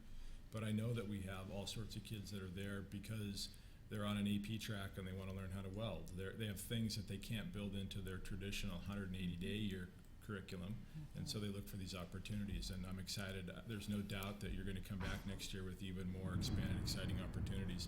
I have a couple of questions. Transportation. So how does the transportation operate in the summer? So we have several programs that provide transportation. I mean, that's a huge part of our budget, to be honest. Because people can't get there.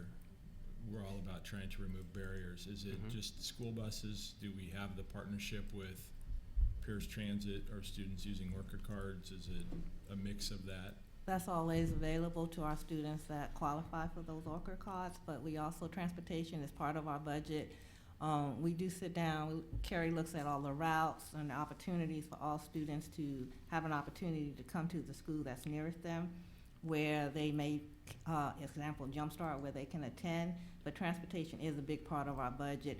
Some of those items were not mentioned tonight, but besides preparing for transportation, we prepare for nutritional services. There are healthcare needs that are taken care of that are part of those preliminary conversations with the nursing staff. And security as well. So we make sure that we hit all the areas just as if they were in the regular school during the day. And all programs either provide a school bus or we provide bus tokens for those kids. And how do we advertise the programs? Are we actively marketing these opportunities for kids and families? We Yeah. start early in the year, and we can go back and forth. We start early in the year, providing the information to the principals. We work with the family liaisons within the school, the counselors. We put it out there on their websites.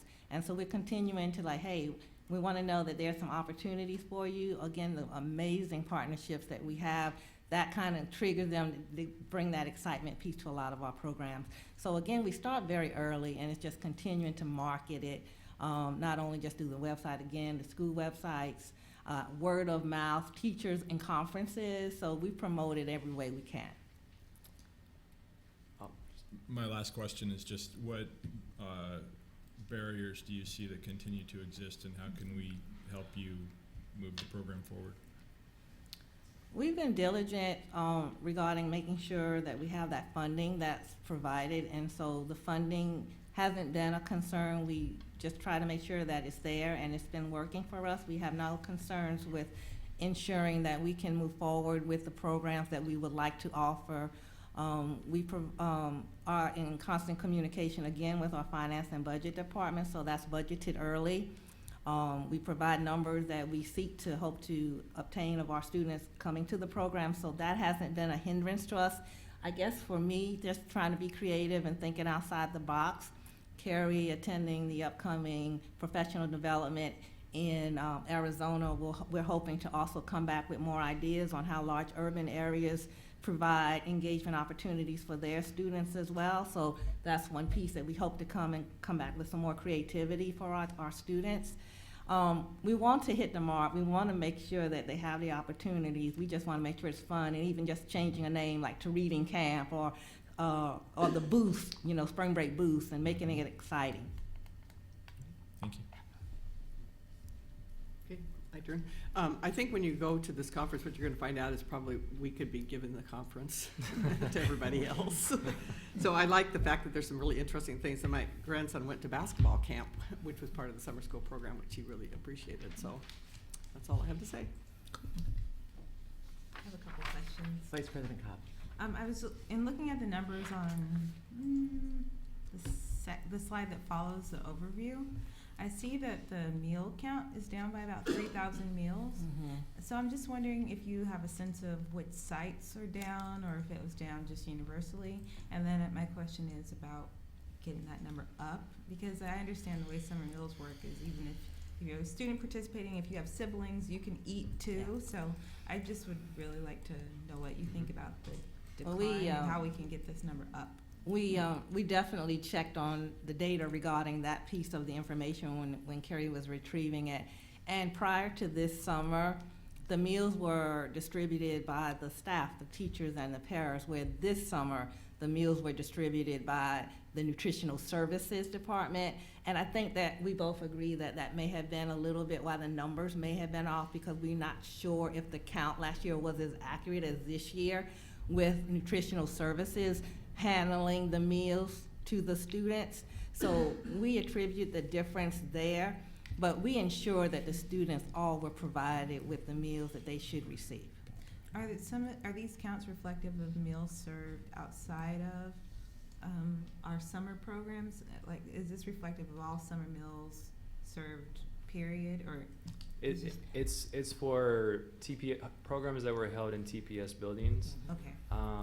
There were other programs held in TPS buildings that aren't on our radar. So these are just the ones that are on my radar that we were able to capture those numbers. Okay, so this does not reflect the full count of summer meals that are served. Right, and then they're also available in non-building or non-TPS sites as well. So our kids are accessing meals elsewhere as well. Right. Okay. And that information is shared, Director, on where the feeding sites are, and we ensure that that is out as part of our communication as well.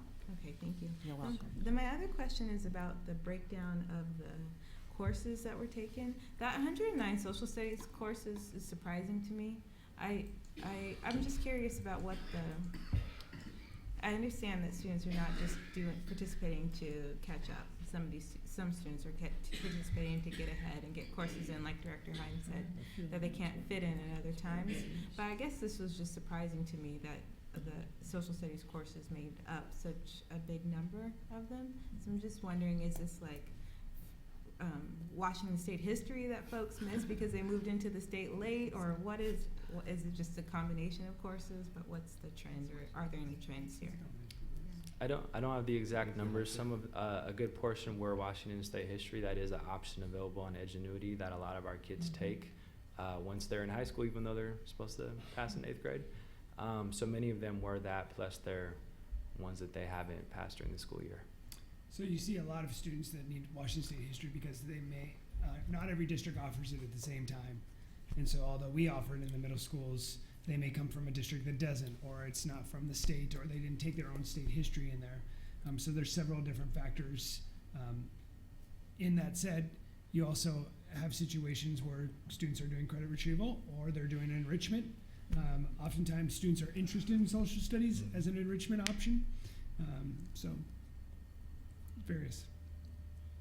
That's all my questions. Thank you. Thank you. Thank you. So my peers on the board have asked most questions that I could possibly imagine, and I appreciate that. I just want to reflect quickly that I too remember when we were sitting here thinking about summer school, and we posed the question of what if summer school wasn't just for retrieval way back when. And the progress has been amazing, and it definitely changes the students' lives, but ultimately as our students get more involved with the community, it also changes our community and the way that we all see each other. So I'm just, I have to take a moment to again note that what's normal for us is actually extraordinary, and thank you for all your hard work in that way. As we go forward, if there are other barriers that come up, please don't hesitate to let us know, because we absolutely support the work. And the only other thing that I would say in communications is, I don't know if you're doing it already, but earlier here, Darren Penn from Safe Streets was here, and I think there's probably 300 Safe Streets groups, if not more, in the city of Tacoma with Facebook groups. And I realize that that's an arduous task, but I just want to put that idea in the air because that's a good way to expand that knowledge. I think that there's people that hear about summer school and they assume that there's a cost, or that they can't do it, or it's for somebody else. And so it's not just getting the information present, it's getting people over that concept that maybe it's actually something that they could use. Not that we haven't done great progress, but just for the future. Thank you very much. Thank you. Yep. I just want to say thank you. I really appreciate the quality and the difference that's gone into the effort in this program, and I really appreciate, and I know this board does because they're the ones that have directed it, but we appreciate the metrics. It's so good to see you measuring what's going on so that we can make sure that it's making a difference, and I know that you guys assess quality all the time and use those metrics to do it. And I just came back from Phoenix, where we had community impact networks from across the country, and I'm always amazed when they look at our data and they're amazed that we're keeping records and keeping data on so many different items. So thank you so much for the work that you're doing with that. Thank you. Thank you. Thank you. The next item on the agenda is item number 11, which is the consent agenda. Just for the public's edification, you're going to see on here a number of items of routine business that all of the board members have had an opportunity to review in advance and ask questions about and get answers to. I note that because we are going to take a vote on this in one fell swoop and then go on to the next item. That being said, I move approval. Second. The item's been motioned and seconded. Is there any questions or comments? I have a question about Director Winskill. Yeah, the travel to Washington D.C. board member and deputy superintendent. So who is going to that? I am going. Yeah. So I thought that one time we were going to kind of give opportunities for other board members to do that. So in the future, that would be I'd really like that to be spread around a little bit. It's a good item for discussion, and I think Director Hines is our federal representative at this point, so he's still the appropriate one right now. Great, thank you. Are there any other questions or comments about the consent agenda? Seeing none, all those in favor, please indicate by saying aye. Aye. All those opposed? Seeing none, motion passes 5-0. Item number 12 is policy matters. 12.1 is the second reading and adoption of the new policy 3116, students in foster care.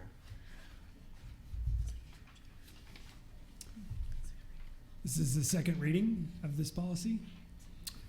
Yes, it says the Deputy Superintendent, on behalf of the Assistant Superintendent of Student Support Services, recommends that the Board of Directors adopt new policy 3116, Students in Foster Care. I'll note that Jennifer Troffler is our cabinet member who is proposing this, and I know that we did take into consideration some of your feedback, Director Cobb, before finalizing this version for the second reading. Great. Is there a motion? I'll move adoption. I'll second it. Moved in second. Other questions or comments from the board?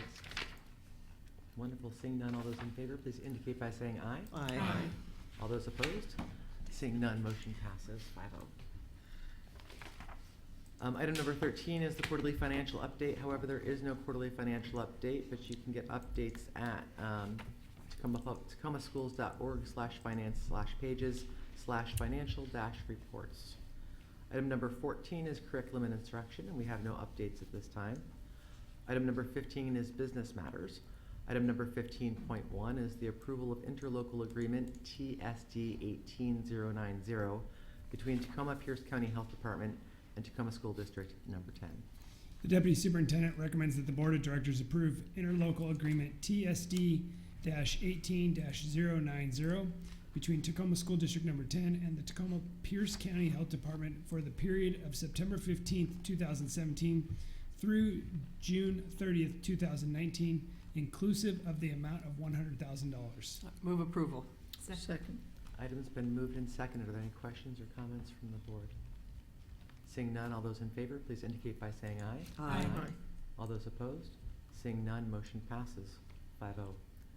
Item number 15.2, adopts resolution number 2031, authorizing the form of the ballot proposition and other matters concerning submission to the voters at a special election to be held on February 13th, 2018. This is just a first reading to provide you with an opportunity to see the ballot language that we're proposing currently and to provide you with an opportunity to ask any questions that you may have related to that language. Thank you. Director Hines. Yeah, would you explain how the McCleary decision, does it have any impact on for how much money we can go out for? So it wasn't in the McCleary decision where the language has been changed. It's in House Bill 2242, which was the budget that was passed this year from the legislature, and it does limit the amount of money that we can currently collect to $1.50 per thousand of assessed value. The current law says it's the lesser of $1.50 per thousand of assessed value, or $2,500 per student, whichever is less. And so what we're doing in anticipation of the potential for the state to make an adjustment to that language is asking for the higher value, so that in the situation where the legislature were to make changes, we would have the opportunity to collect those dollars.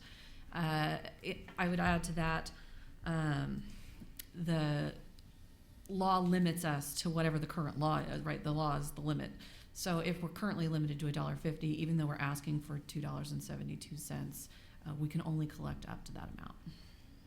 And is the House bill, was that a part of the legislature's McCleary fix? It is their intention to use those dollars to address the McCleary. And how much have we been able to collect? In the past, $86 million in the current year. And what's the legal amount that we could collect with the $123 million between LEA and levy. I'm sorry. Local effort assistance, I apologize. But it was how many? $123 million would be our total limit. So we currently collect $86 million of levy and $11 million of local effort assistance, which is a subsidy that the state provides for low income or low High poverty districts. Well, it's not high poverty districts. It's property tax. Yeah, property tax. Yes, thank you. Property tax board.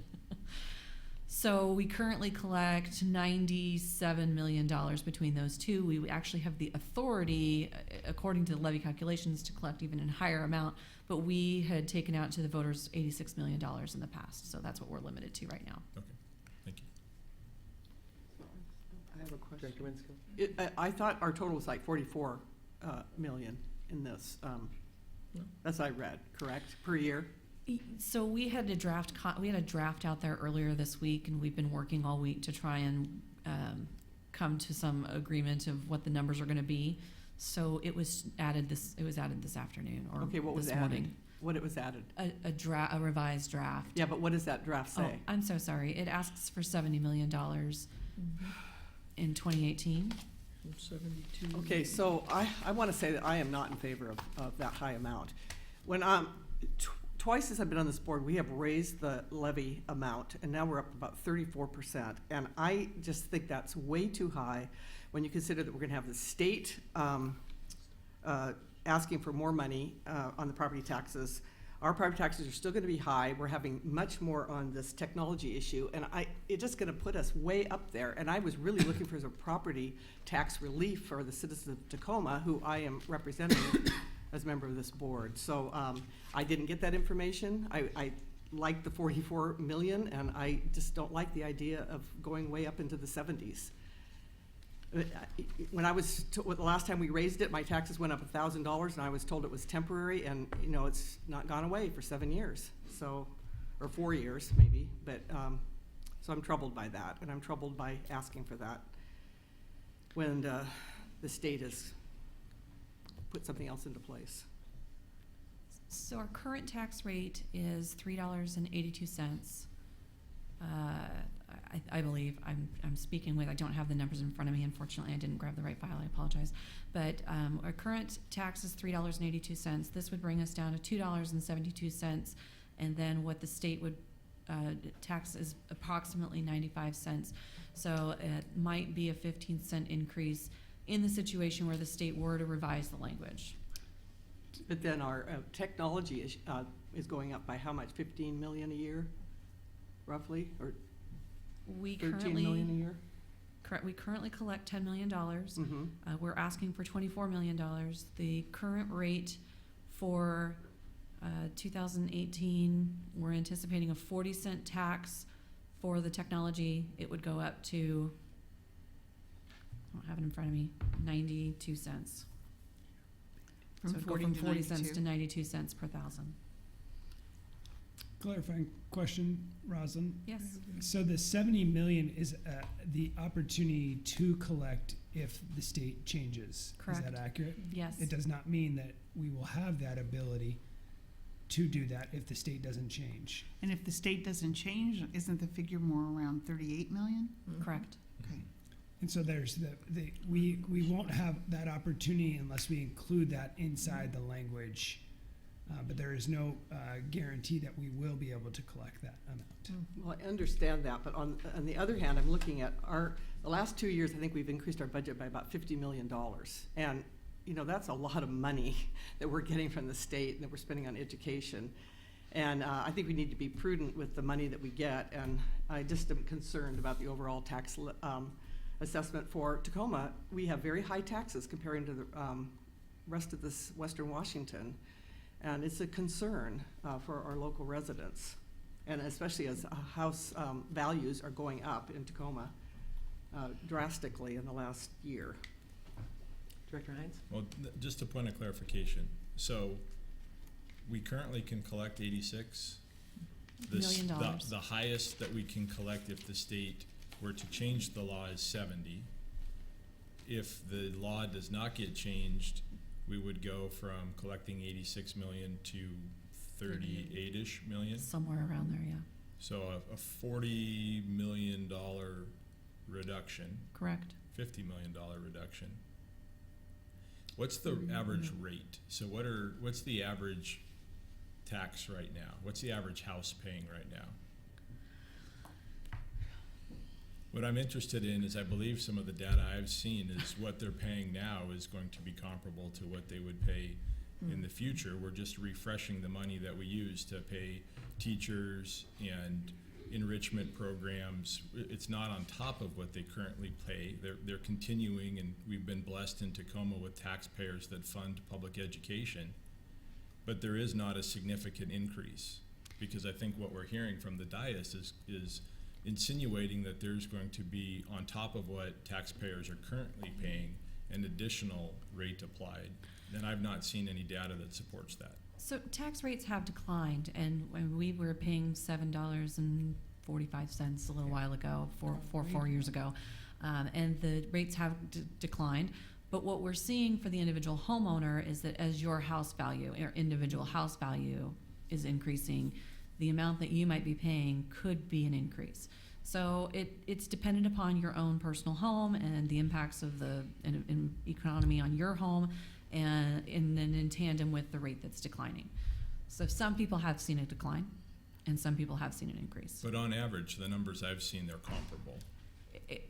I don't have it in front of me, so I don't want to misspeak, but I agree with you. Okay. And then if we lose $50 million from the levy, what sort of impact would that have? So $50 million from the levy is intended to be offset by some level of state funding. The state is going to take over our levy our levy allocations and provide us with additional resources. When I'm doing the analysis of what that looks like for Tacoma, it appears that the money that we will be getting from the state is not sufficient to cover the loss of the levy.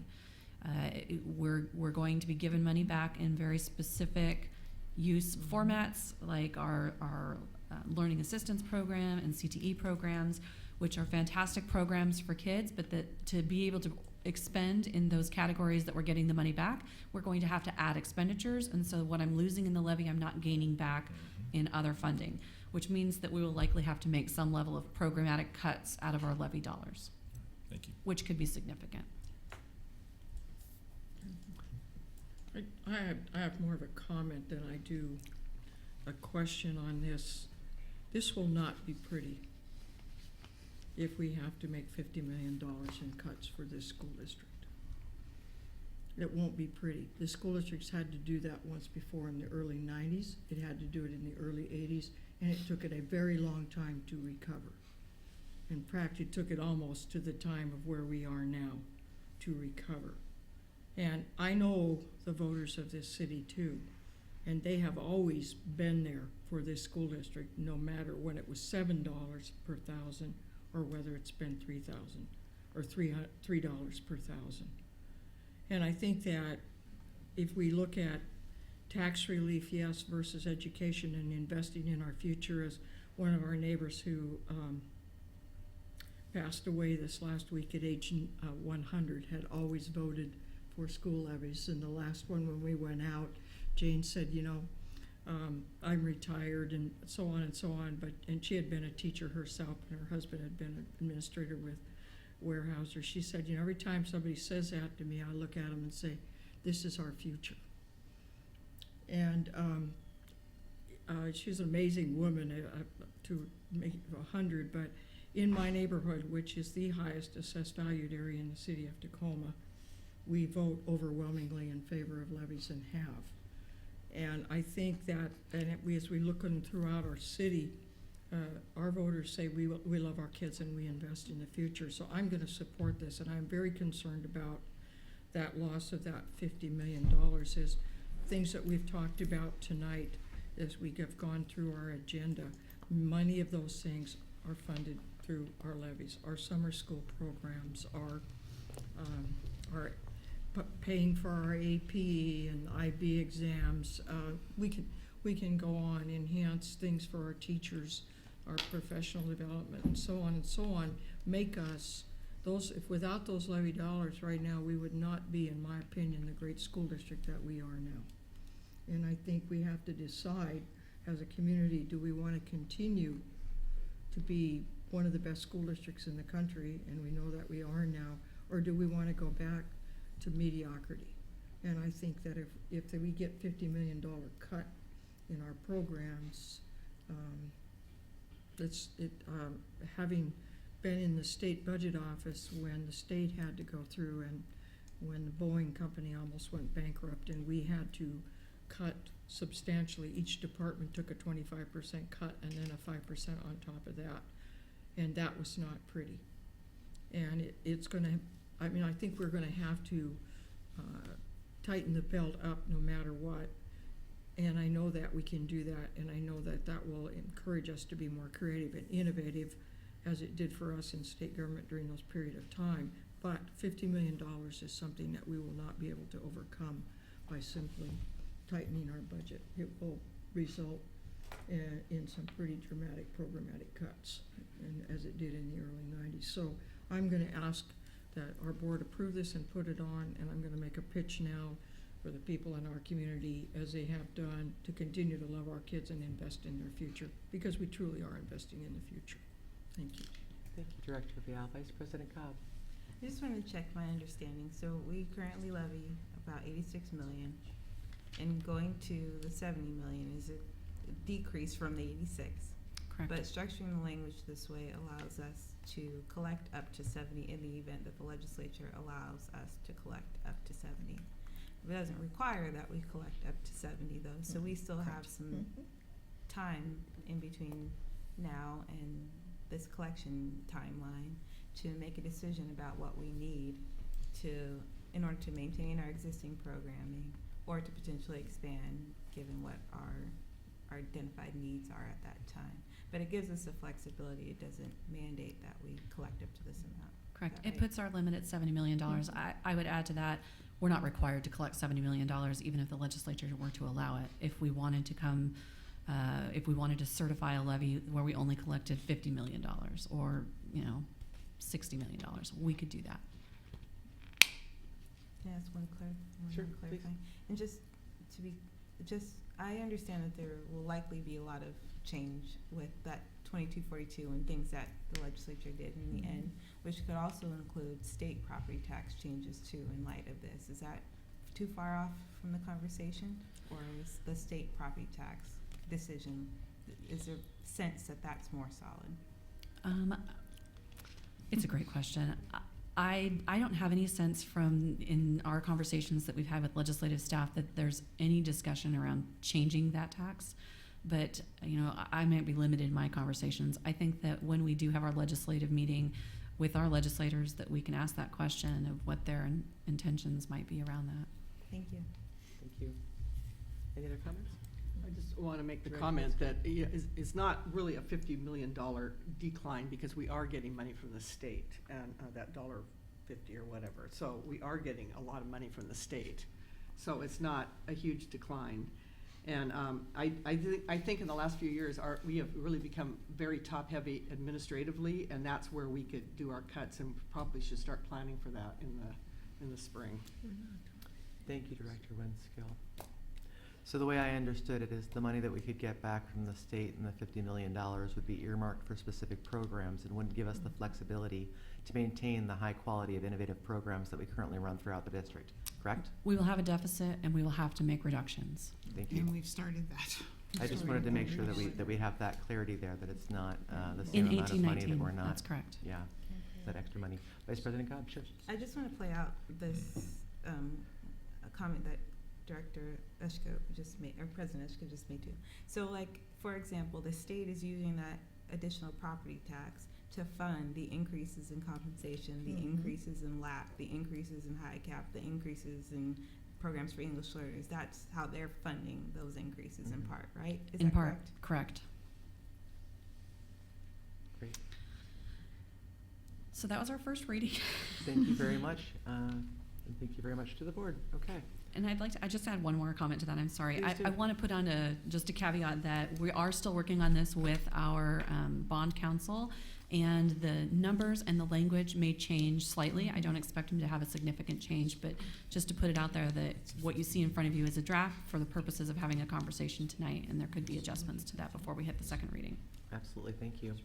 This brings us to item number 15.3, which is to adopt resolution number 2032, authorizing the form of the ballot proposition regarding school technology improvements and upgrades, and other matters concerning submission to the voters at a special election, also to be held on February 13th, 2018. Again, this is a first reading. Yes. And just a conversation around the ballot language and the dollar amounts so that you are aware and that you can provide any commentary. Are there questions or comments from the board regarding this one? Okay, I think that we cleared it all up in the first discussion, and I appreciate that. Move on to item number 15.4, which is ratification of the 2017 to 2020 collective bargaining agreement with the International Union of Operating Engineers, Local 286, for our bus drivers. Before I read, I just want to provide some context due to some elapsed time. This, the tentative agreement was reached at the very beginning of August. You received an email communication with some highlights around that tentative agreement on August 3rd, and then we had further discussion towards the end of August. But it took some time to get the members back together because the start of school came in September. So the business rep got them together in September, and now here we are in October to bring it to you for approval. So the Assistant Superintendent for Human Resources recommends that the Board of Directors ratify the collective bargaining agreement between Tacoma School District Number 10 and the membership of the International Union of Operating Engineers, Local 286, bus drivers. I'll move approval. Second. The item's been moved and seconded. Are there any questions or comments from the board? Seeing none, all those in favor, please indicate by saying aye. Aye. Aye. All those opposed? Seeing none, motion passes 5-0. Thank you. Item number 16 is other business. Item number 16.1 is the approval of guaranteed maximum price, GMP, amendment number 2, second bid package for the contract between Tacoma School District Number 10 and Skanska USA Building. The Chief Operating Officer recommends that the Board of Directors approve the GMP Amendment Number 2, which states the guaranteed maximum price GMP for the second bid package on the Browns Point Elementary School project, and authorize the superintendent or designee to sign said GMP Amendment Number 2 in the amount of $4,781,562, excluding sales tax. Funding source, capital projects bond, as approved by voters on February 12, 2013. I move approval. Second. Item's been moved and seconded. Are there any questions or comments from the board? Director Winskill. Yes, I have questions, because I didn't really have much in the way of backup. So amendment number 2, what does this mean exactly? Because we've had the people from Browns Point talking about the 19 versus the 22 classrooms. Is that what we're voting on? So, Because my backup material didn't say anything about that. So we have pricing for alternate bids that includes the 2 classrooms. However, in the scope of work for bid package number 2, it does not include that. So it's for the 19 classrooms. Just for the 19, yes. So if I approve this, then I'm saying we're going to go for 19 classrooms, is what you're saying? Correct. Yes. Okay, so we have done 2 schools recently. Well, we did Stafford, we put in an art room, and we did Washington, we put in a small room, special ed room. Both of those schools use those as classrooms immediately, and I am really concerned about only having 19 classrooms there. That means they can't have anything special, they can't have any extra children show up at one grade level. We'd be putting portables there probably within a year, and I'm really concerned about that. And I do, right presently they have 27 classrooms. I think a couple are not being used, but I do think that we should be building that with 22. So, and then the other question I have is, why are we doing this little by little instead of, we did a portion of this in another meeting, and now we're doing another small portion, so I don't quite understand why we aren't doing the whole school at once. So I'm not sure. So it doesn't quietly work like that. We get bids for different phases of the construction project. Right now, that bid included structural and masonry. Right, I did read that, but we've never done that before, so that was like surprising. So the GCCM process has a mini bid package, which you approved to use the GCCM process on Browns Point, whether it's a strength or weakness, you will receive many bid packages at different phases of that project. And so this is the actual process for the GCCM process. Well, we've done that, we did a stadium, we've done, I think at Stewart, we did it maybe at Lincoln in the past, at McCarver, and I just don't remember it ever coming piecemeal like that. So I would like to have a discussion about this extra classroom. These people have voted for the bond issue. They're paying a lot of taxes for this. They want their school to be done right the first time. So I want to have a little discussion about this, actually, rather than just vote on it right now. Why we're not doing 22 classrooms. So I'll start. I don't know, Chris, if you want to be the beginning. The main thing is that we're basing the 19 classrooms on our best demographics and the research we've gotten about about the school and the capacity that it needs. They're currently at 427. 427. We don't have any indication that we're going to have a large influx. Part of it is that we've got 70 students that are out of the catchment area in Browns Point. So that we believe that's plenty of capacity to build the school and to look at the 19 classrooms. The other factors that went into it is that, you're right. I agree with you that there may be an opportunity. I mean, if, we don't have a crystal ball. So yeah, could the population increase and have a bigger footprint? That's always possible. To the best of our knowledge, that's not going to happen. So with the capacity pieces that we think are in play here are, number one, the 70 students that are out of the catchment area. The second thing, Chris, the other building that's there, we're leaving, and so there's the capacity to have some of the special things that you see at some of the schools, at like art and a learning lab. All those things could be done in that other building. So it's, there's a perfect example. Some of the letters that we got from the Browns Point parents said, just leave it alone. We don't want you to touch it. We don't want a new school. Just remodel it a little bit. So I think there's there are some parents who really feel like, that extra building can be a real help. Certainly, we did talk about the fact that there are some alternative rooms. There's a LRC and lap room, and often those classes are taught together that could be combined and allow for another classroom. There is the art learning lab. I understand that if, as a parent with my kids, I don't want to give up the art learning lab, but there's the alternative for having it in the other building. So those are, I think, all the things that we discussed and talked about leaving the footprint where it is. The other thing is that another 2 classrooms, $600,000. You're right. Okay. Estimated right now $600,000. We and project that it's possibly going to be more than that. Okay. With the possibility of it increasing. But then we look at McCleary with the smaller class size, which is coming down the pike. So they would not be able to take advantage of that smaller class size at all at this school then. You're going to get money anyway. So right now, Rosalind, talk a little bit about the 17-to-1 class size. Okay. So right now the class sizes are not required at 17-to-1. The legislature will begin funding us starting next year at 17-to-1. It's a funding allocation. It's not required. There's an enhanced funding mechanism that kicks in.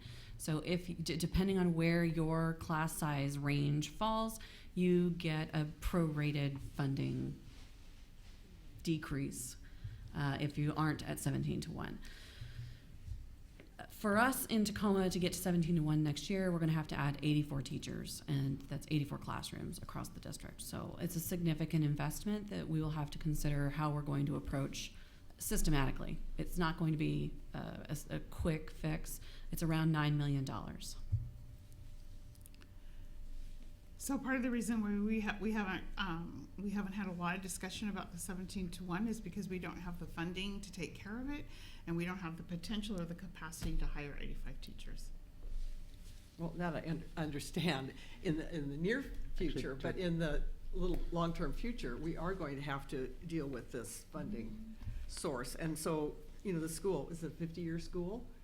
Is it 50 years until we do something to it again? I think it's a concern. The other thing we've talked about, I don't know, I probably shouldn't say this out loud, so slap my hand, but we also have the potential with another bond that if we, if it's something that we want to make a plan for, then let's plan for it in the next bond and say part of what we're going to add to Browns Point is another, is the flexibility for 2 classrooms. So we have that as an option also. Director Hines. With McCleary, so the 17-to-1, was that in the from the state Supreme Court, or was that from the legislature? It's the legislature. Well, I think that the legislature, I'm kind of getting a little late, so I'm getting a little tired, so I might be loopy when I say this, but when they passed 2776 and 2261, thank you, Those outlined allocations at 17-1 as a best practice, or what they're required. I don't know what they want to really call it, but those were the standards that the McCleary lawsuit was trying to hold the legislature accountable to. The legislature voted to have those class sizes, and then they weren't doing anything to fund them, and they didn't really have a plan to get there. And so as part of the McCleary lawsuit, they were instructed that they needed to get there. And so that's what they've done in 2242, is tried to get the funding to get us there. But there's still no requirement, though. They have not yet. That funding is not currently available from the state. They've been making enhancements over the last several years, and it's always come with a compliance requirement that unless you get full funding up to 24 kids in a classroom, and then if you can get further down from anywhere between 24 to 17, wherever you're at, you get a prorated enhancement for this extra money. And then there's a differential between if you're high poverty versus if you're non-high poverty. And so there's it's very complicated. There's different funding mechanisms associated with that. And that's school by school, not district-wide. No, it's by grade. It's by grade. And I don't remember, Rosalind, but I know there's, I can only think of one district in our state that has gone ahead and made an attempt to implement it, and they've got a $35 million deficit at this time. Yeah, Kent is one of those, is the school district that you're referring back to, and they made a number of decisions at the district level, including funding class sizes at 17-1 or, at a lower value. And they do have significant funding issues currently. Director, yeah. Thank you. At this point in time, I think that given the projections and things that we've seen, 19 classrooms is the appropriate for us to be. And there's a very big reason. That's Browns Point Elementary School does not stand alone in Tacoma Public Schools as the only project that we have to complete. We have 5 more schools that we promised our voters that we would complete. And as it looks now with the increase in construction costs, we are going to have to be very prudent with the manner in which we spend those dollars. And I certainly do not want to go back to the area of the city that I live and say, well, we spent more money on these schools, so therefore this part of the school district that has gone without a middle school for 7 years isn't going to get a middle school. Or Bose Elementary isn't going to get redone, which is in bad need of being redone. Or Mount Downing School, which is now 68 years old and the oldest school in the district and hasn't really been touched since it was built except for a couple of additions, isn't going to get done. For me, this is a matter of equity. And as Superintendent Santorno said, we can come back and adjust if necessary later with the bond. We did this with Wilson High School. Wilson was done in 2 phases.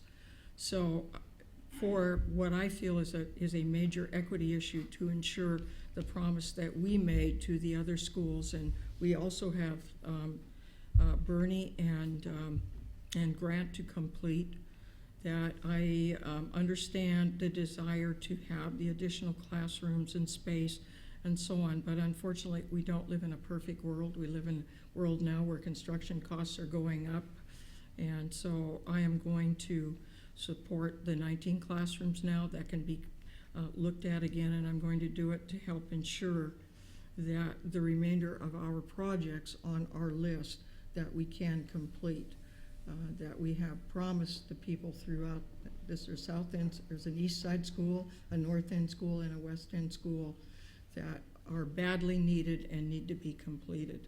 So that's where I am at this point. Thank you. Vice President Cobb.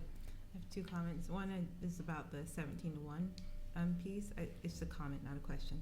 From the legislature, they aspire to 17-1, but it's always been an allocation model and not a requirement of all districts to achieve the 17-1. And I think the bigger intent is not having students overcrowded in classes and for there to be adequate instructional staff to meet the needs of kids.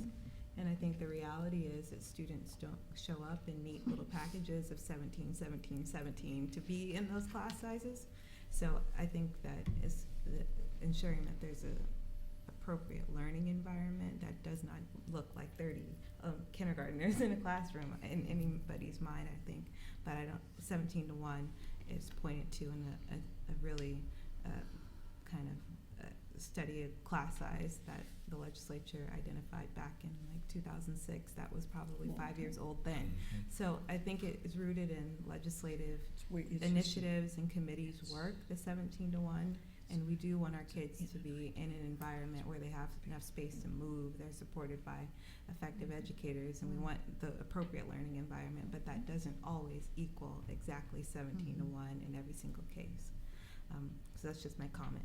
But then with regard to kind of a question about data and information, planning for this project and all of our others are done over a long time horizon, and data changes and moves throughout the process. Like the starting number, I think I've heard this today was 550, or so things move. Sure. And the Browns Point community is relatively small. So I just want to acknowledge the reality of parents' perception that their community is growing. And because I imagine that if you see traffic increasing and moving, you feel like you're growing. But I have seen us in other scenarios see our demographers' estimates be spot on. So I don't feel like in this case the demographer is going to be so wildly off when so many other times have been spot on. So I would like to know just for more context, and I think you have it already in it, but I think we just need to make it clearer how the neighboring communities are expected to grow. Like how is Northeast Tacoma growing more broadly, and how is the catchment area for Crescent Heights changing? Because maybe that is the source of some of the feeling of increased traffic through the community and growth. So I just want us to be consistently kind of looping back to the data and how we're making decisions, because there are a lot of people who are passionate about and involved in these decisions, and everybody is, I think, got the same goal in mind. So the closer we can get to being informed by the same information consistently, I think the closer we can get to a decision that feels right for everybody. Well said. Any other comments? Director Hines? I'd just like to clarify some data. So the number that we heard earlier tonight, 427 students currently at Browns Point. And then Superintendent, you just told us there are 70 kids that are not in that catchment area that are attending, so that would bring us to 357 students. Correct. And this bid package would build capacity to what level? 475, correct? 500. To 500? 500.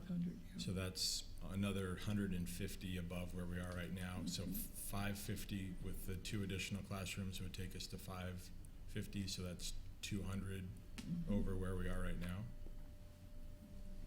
Approximately. Approximately, yeah. Did you want to say something about this? I just think we all have to, the danger that we get into is we get into the semantics of 1 kid versus, or 7 kids. Sure. Right, so on any given day, that catchment area changes. But it's approximately, I've seen numbers as high as 77, and then there. The 5-year trends haven't really dramatically changed there. The point is there's a significant population of students that are attending Browns Point that don't live in the catchment area. That's the main point. And so I just want us to be cautious, and when you say I want to clarify data, I'm a little sensitive about data and the exact number. And so, but your point of a large number of kids coming outside the Browns Point catchment, approximately 70 students, could be even a little higher, I think it's safe to say, is accurate. So as I've wrestled, as I've read all of the emails and gone back and forth, the data that I see supports 19. The sentiment, especially in emails that I've received in the last few days, is that if we can't get the additional classrooms, please don't build the building. So this is one of those tough decisions where I don't want us to build something that people don't want. I can, in good conscience, spend money to add classrooms that the data doesn't support. Particularly, we have to take students outside the catchment area into consideration. We have 14 projects that were a part of that bond issue. And so for me, it truly is, if the community doesn't want us to build it, why would we build it? And if the data drives out 19, then we need to build 19. But I guess my final thought is that we have talked about this, we have engaged the community, we have looked at the data. The data supports 19. So my recommendation is to either build it with 19 or respect the wishes and not build it at all. Director Vial.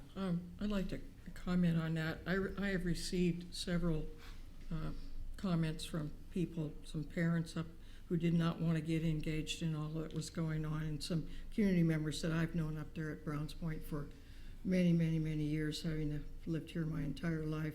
And the majority of the community up there, I feel, is highly supportive of getting a new school. And I understand the concerns of the parents who are speaking out, but I honestly feel that they are not speaking for the majority of the Browns Point community in terms of the construction of the building.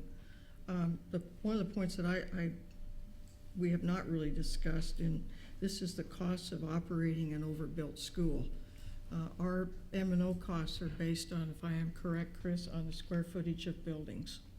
So that means our custodian there will be paid to take care of a building in which we may not have the capacity, but yet will be paid as if that capacity were at that 550, as will all of the other M&O costs. And I think that is something that we need to factor into the costs of doing business here in the district if we're going to start really buckling down, because that comes out of general fund, the M&O. But in terms of the building itself, I think we would be doing a disservice to the community. And the other thing is, I'm not sure, and I would have to ask our legal counsel, with all of the contracts and things that have been entered into and the contractors having set their schedules for work, that we would not be perhaps opening ourselves up to some litigation. Yeah, I would have to sit down with Chris and look at what we've already approved. Well, I know we already have $5 million we've put into this project, plus, and I think for the future of the children up in that neighborhood, I think that school has been built and remodeled, and I went back and did a little historical stuff, and part of that was done in 1951, and it happened to be my dad's architectural firm were the architects on that project. So I have a little bit of history back there, and then I know the remodeling that was done and so on. But I guess I would feel that we would be doing a disservice to the general community up there if we chose not to build that. Thank you, Director Vial. Vice President Cobb. I believe that our data supports building 19 right now. But my ask is that we just continue to work with parents in the community and those who have reached out to us so that they're clear about what that data is that we've used to inform our decision, and that they can be clear about what realistic potential possibilities are for the buildings that we will leave behind. And I also want to caution us against pointing to the 70 students that are attending, or 70 or so students who are attending who live outside of the catchment as a problem, given this district's commitment to choice and students and parents choosing schools that are right for them. I understand that when a school gets full, we restrict enrollment to kids who live in the neighborhood, but if for those 70 or so students who attend, Browns Point is the best choice for them. This district has been committed to making that a choice available. Well said. Thank you. I just want to make some comments myself. As we've gone through this process, we were asked to look at more data. We got more data and turned it upside down, and it still showed us the same kind of numbers. We are leaving behind a building that will be perfectly functional, that fits 423 students. So ultimately, the property capacity is nearly 1,000 students if we were in a position to do that. So we're not ever looking at a situation where students are going to be in portables on this property unless they prefer portables over a building for some reason at some point in time. That being said, I too had the question that Director Hines mentioned, which is really hate to build something new and fancy for somebody for $500,000 or I'm sorry, $5 million, $7 million that they don't want to have. At the same time, as we go through the process of building schools throughout the district, we as a board have a mission to make sure that every student in every neighborhood always has what they can get. And if we miss this opportunity, for one, we've lost the money that's put into it. We put it off, we lose money because construction costs go. But it's not like if they change their mind next year, suddenly they can get a school next year. It could take several years before that comes. I know we've heard a lot from very committed and passionate parents from Northeast Tacoma, and I commend their participation. At the same time, I am positive I've not heard from 900 parents or 400 parents. I've heard a lot from 40 to 60 parents. And I know many of them by name at this point because it's been a lot of communication, and I appreciate that. But we do need to look at the well-being of that area for the long term and for everybody that's there, not just those that are spoken out. And so the more that we can reach out to the rest of that neighborhood to make sure that as we move forward, we have a full view of that community, I think that's a great idea. Those are my comments, Director Hines. I'd just like to clarify a point to Director Cobb's comments so that there is absolutely no uncertainty. I'm a huge proponent of school choice, and I think we've led the way in this state and across the country in terms of, we had somebody up here telling us about Bryant Montessori, a K through 8 public Montessori. Pre-K. That complements Geiger, our pre-K to 5 public Montessori, the Science and Math Institute, the School of the Arts, IDEA.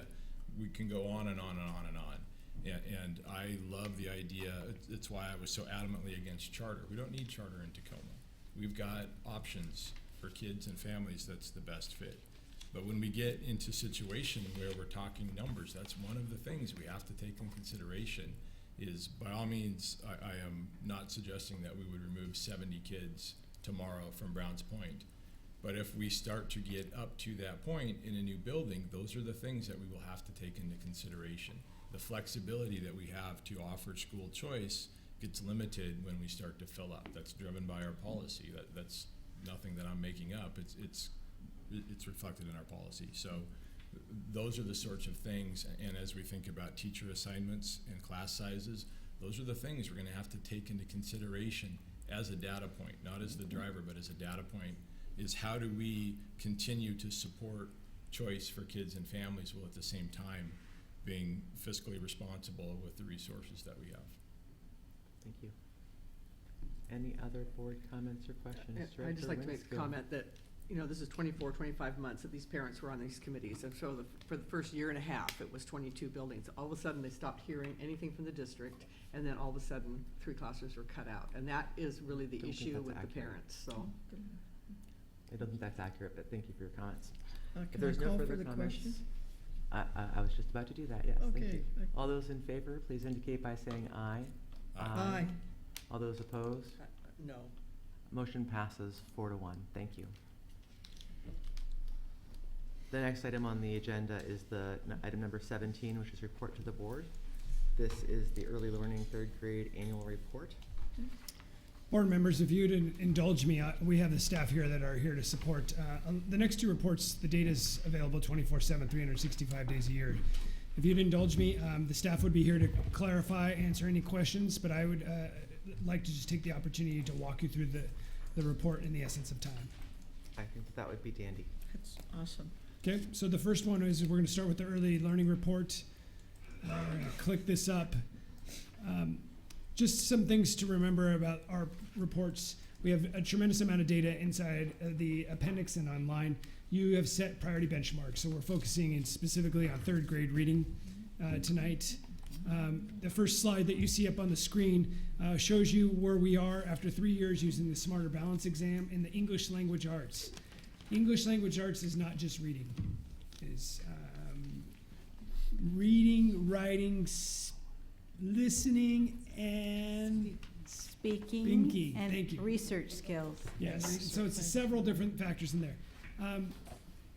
Across the state, English language arts scores went down in there.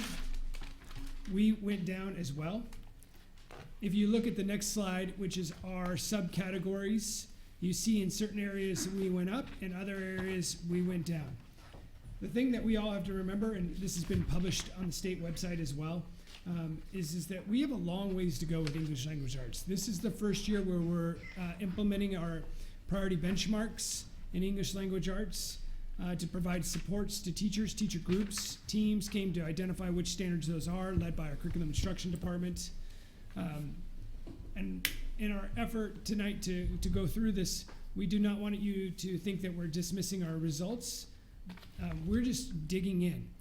And when you have an assessment that is new and standards new, it takes time for people, i.e. teachers, support staff, principals, to make meaning of those standards and get better results. The next slide you'll see is mathematics. And although this isn't a priority benchmark, we also wanted to show you that the results of mathematics. And in this scenario, you see that we made a slight increase, but nothing of significant statistical significance. And so in this situation, we haven't made the gains that we want. The next slide, you would see that once again, we see some gains in some subcategories, and others, we have a long ways to go. The achievement gap is significant for Black students in both English language arts as well as mathematics. We saw some situations where Native American populations made significant gains, but with still a very significant achievement gap in those areas. Hispanic population in mathematics was flat, with still a very significant achievement gap in those areas. So the next slides will give you our key findings very quickly. As I mentioned before, we are flat in almost in the third grade, and in several categories across the board, we made slight gains or decreases in other grade levels. Subgroups of students, including Asian, Black, and special education, show a decline. Subgroup students, including Native American, Pacific Islanders, show growth, although there is still a significant achievement gap amongst those groups. The percentage of students being passed has increased since 2015. We talk about trends, 3 points of data going in the same direction. And so although we have seen some increases, and we went down in some areas this year, slight, but nothing to be proud of. We have a lot of work to do. Over 50% of our students are still not meeting standards as measured by the Smarter Balance assessment. Our next steps, we have further implementation of a K-5 literacy framework. We're only in year 2 of that framework, which is a balanced literacy approach. We have begun the implementation of the K-5 intervention framework. So we brought teams of teachers, cross-departmental folks together to develop an intervention framework. This is the first year of that. We are focusing our teaching on the K-12 priority standards for ELA, the most rigorous standards on the K-5 report cards. Those are new this year. And we continue to build capacity and more effective using existing aligned resources. In mathematics, our key findings are as the third grade, we are in the third year of the Smarter Balance. And although we have seen a slight increase, once again, it is not a significance. Subgroups of students, including Asian, Black, special education, once again show a decline. And subgroups of students, including Native American, Pacific Islander, and ELL, have shown growth, still with significant achievement gaps. Over 50% of the students are not meeting standards. Over 49% of the students are meeting standard compared to the district 2018 goal of 63%. Our next steps in math is the math team is launching tomorrow, where they are going to define the priority standards. We are developing a K-12 math framework to define high quality instruction of mathematics. This is all teacher driven with teacher voice. Teacher teams are doing this. We are not coming together and saying, here's your 3 options for standards or your 4 or 5 options for curriculum. We're asking teachers who know the standards, and we are leading them through a process to identify those standards and develop the framework to best teach those standards. The district staff are acting as facilitators. We are providing professional development to principals and administrators around the K-12 standards in alignment for math. Some additional next steps, schools will develop and implement plans to provide interventions for students not meeting standards with the support of additional state and federal Title I and LAP dollars. So when we talk about funding, we did get additional Title I and LAP dollars. And so we're asking the individual buildings to build their plans based on the intervention framework. We continue with the implementation of iReady Universal Screener Assessment to K-10 to measure and calibrate our results and not have to wait till the end of the year to see our assessment results, to try to use data in real time. We've begun with the implementation of iReady Standards Mastery Assessments in grades 2 through 8. So unlike the Smarter Balance, the iReady allows us to diagnose at a more finite level at the standards level. And the Standards Mastery Assessments allow those assessments to focus in on individual students so we can track their progress based on the standards that they need in a more effective and efficient manner. We've designed and developed additional reports to allow principals and teachers to analyze individual student growth and need. I can't emphasize this one enough. Our teachers have not had the data that they need to continue to drive instruction in real time. Smarter Balance, WASL, MSP has never provided us that data.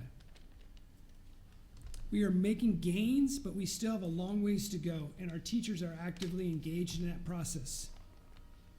We've increased principal professional development around the use of data in order to support teachers to meet these students. Which data? The new data, the iReady Mastery data, the iReady Standards data. Provide job-embedded professional growth opportunities, including studios and learning labs for teachers to strengthen their instructional practice. Opportunities for teachers to go learn from teachers.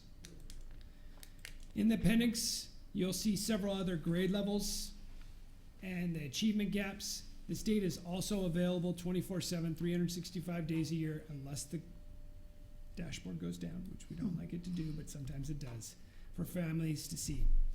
I will pause, and Assistant Superintendent Verhar, staff are in the audience to answer any clarifying questions that you may have. Any questions for the board? Director Winskill? I have a question about Title I. You said there's an increase. How much was the increase? I don't have the exact number, but I can get that for you. And then how are we using those funds? Well, there's federal guidelines for Title I that we have to use and follow those. And so buildings have had some choices to hire additional certificated teaching staff. They could have used some family liaison support in certain areas based on their Title I plan, but those are approved through the Title I office. I will get the total dollar increase amount for you. Other comments? Vice President Cobb? I have a question. I remember in I think it was last spring in a benchmark report, we were told that some upcoming work was to look at the end of, once we got Smarter Balance assessment results, at the correlations between iReady and Smarter Balance. Have we done that, and what's that telling us? We have done that work, and I had it on one of my slides. We are reporting a high correlation. For the most part, students who met standard on iReady also met standard on the SBA. Okay. And which is pushed us to move into more iReady mastery standards, because what we saw is that the iReady was somewhat predictive. And so knowing it's predictive, we still needed to go a deeper level to say, so where are the specific learning gaps based on standards for this individual student? Right. And this is not a question for Tacoma School District, it's more of a question for the state's process. I understand that when we adopt new assessments of all kinds, they go through a bias and sensitivity review. I'm just looking at the changes by race and ethnicity, and the decrease of only 1% for white students is really in stark contrast to me to the large decrease of 8% for our Asian students, given how closely those two groups have been performing to one another. No, Asian is a very diverse group, and depending on students' English learner status and lots of things, and even among our white group, the status of students with regard to their whether or not they're learning English as a second language matters, especially for this third grade ELA outcome. But this change here, it really stands out to me as being something to wonder about across the state, and how students are performing by subgroup. over this last couple of years of Smart and Balanced and how that aligns to what we've seen in terms of trends from with other assessments. It's just a comment. Director Hines. So I see, I mean, to me, the achievement gaps are disturbing. The overall performance, and I see our approach that is very teacher building focused. What's the plan for kids and families? How are we engaging kids? How are we engaging family members to help ensure that the learning is occurring and they are prepared, and not just trying to fix the system or the process? One of the first steps we're taking is giving them information that they can use. And so we've started to align resources on our website where families can see by standard what are possible resources. We haven't been able to give families, we say to a typical family, and I think this is not unique to us, but across the state and across the nation in education, we say, well, your child's struggling in reading. Okay, but what in reading and what can I do? And so the team has generally done a good job of starting to say in this prioritization of standards, the phases of, so what are the resources available so that you say my child is struggling in this specific standard, what can I do at home? What are you specifically doing at home? So not only using data to drive down to say, here's where your child is really struggling, not in English language arts, but comprehension of informational text. And here's some possible resources that you can do, and here's some things that we're doing. We have a long ways to build out, but that's the path we're taking to engage families. Do we plain talk that? Because that's a lot of education jargon. How do we plain talk it? So we can show you some of the things that we're trying to do on the websites to help plain talk it, working with communications experts, not education folks like myself that are talk more jargon. So working with the communications department, working with family liaisons and building their capacity to, in the dual capacity framework, find out what specifically families are struggling to understand, and then how do we change our language to support that? Not saying, well, here's the language you need to use. We have a long ways to go. Yeah, and that's great, because I think that family, so asking the families, what do you need?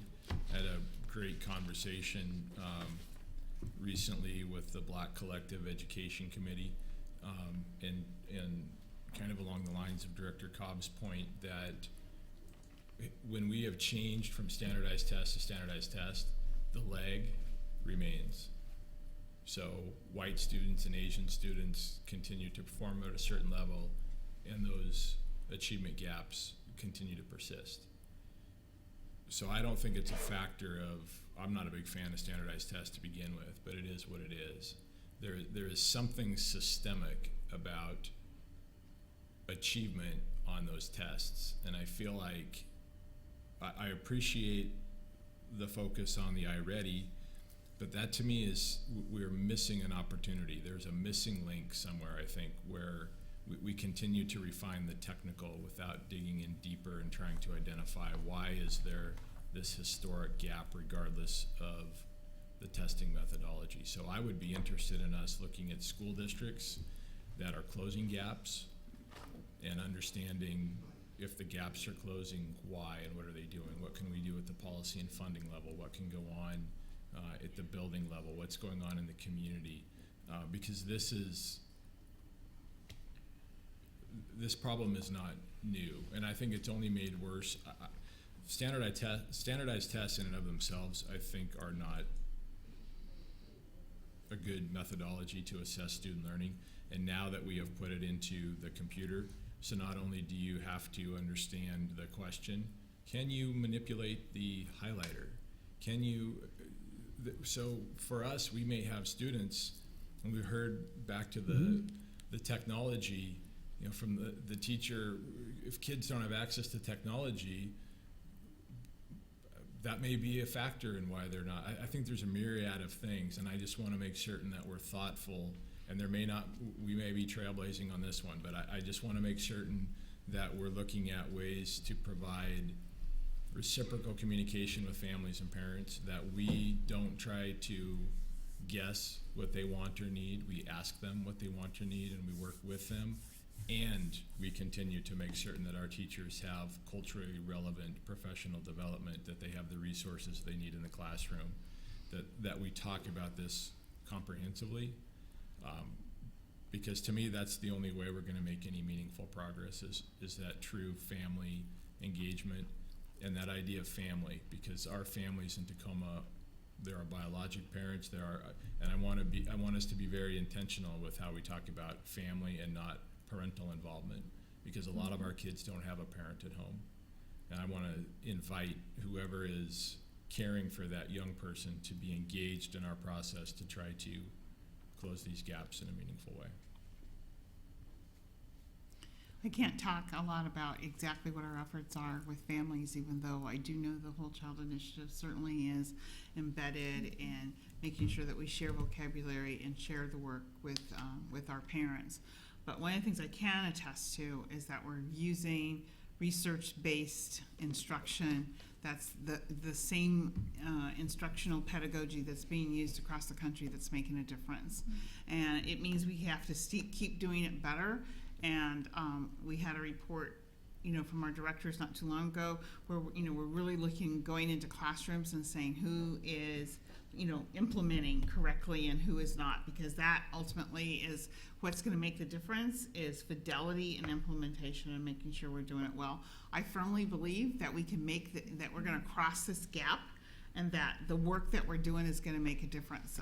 I think we continue, and I think Marie and her crew have been incredible at continuing to look to see what the discretionary problems are and what we're doing, and making sure that teachers get the support that they need. I think the iReady was a big step, because now I have as a teacher an opportunity to say, oh, okay, I taught this way and it didn't make a difference, and so I need to change that. So I know that we're doing the right instructional stuff, and that we need to continue to do it better and to give teachers more support. But we're going to see that gap change. Mm-hmm.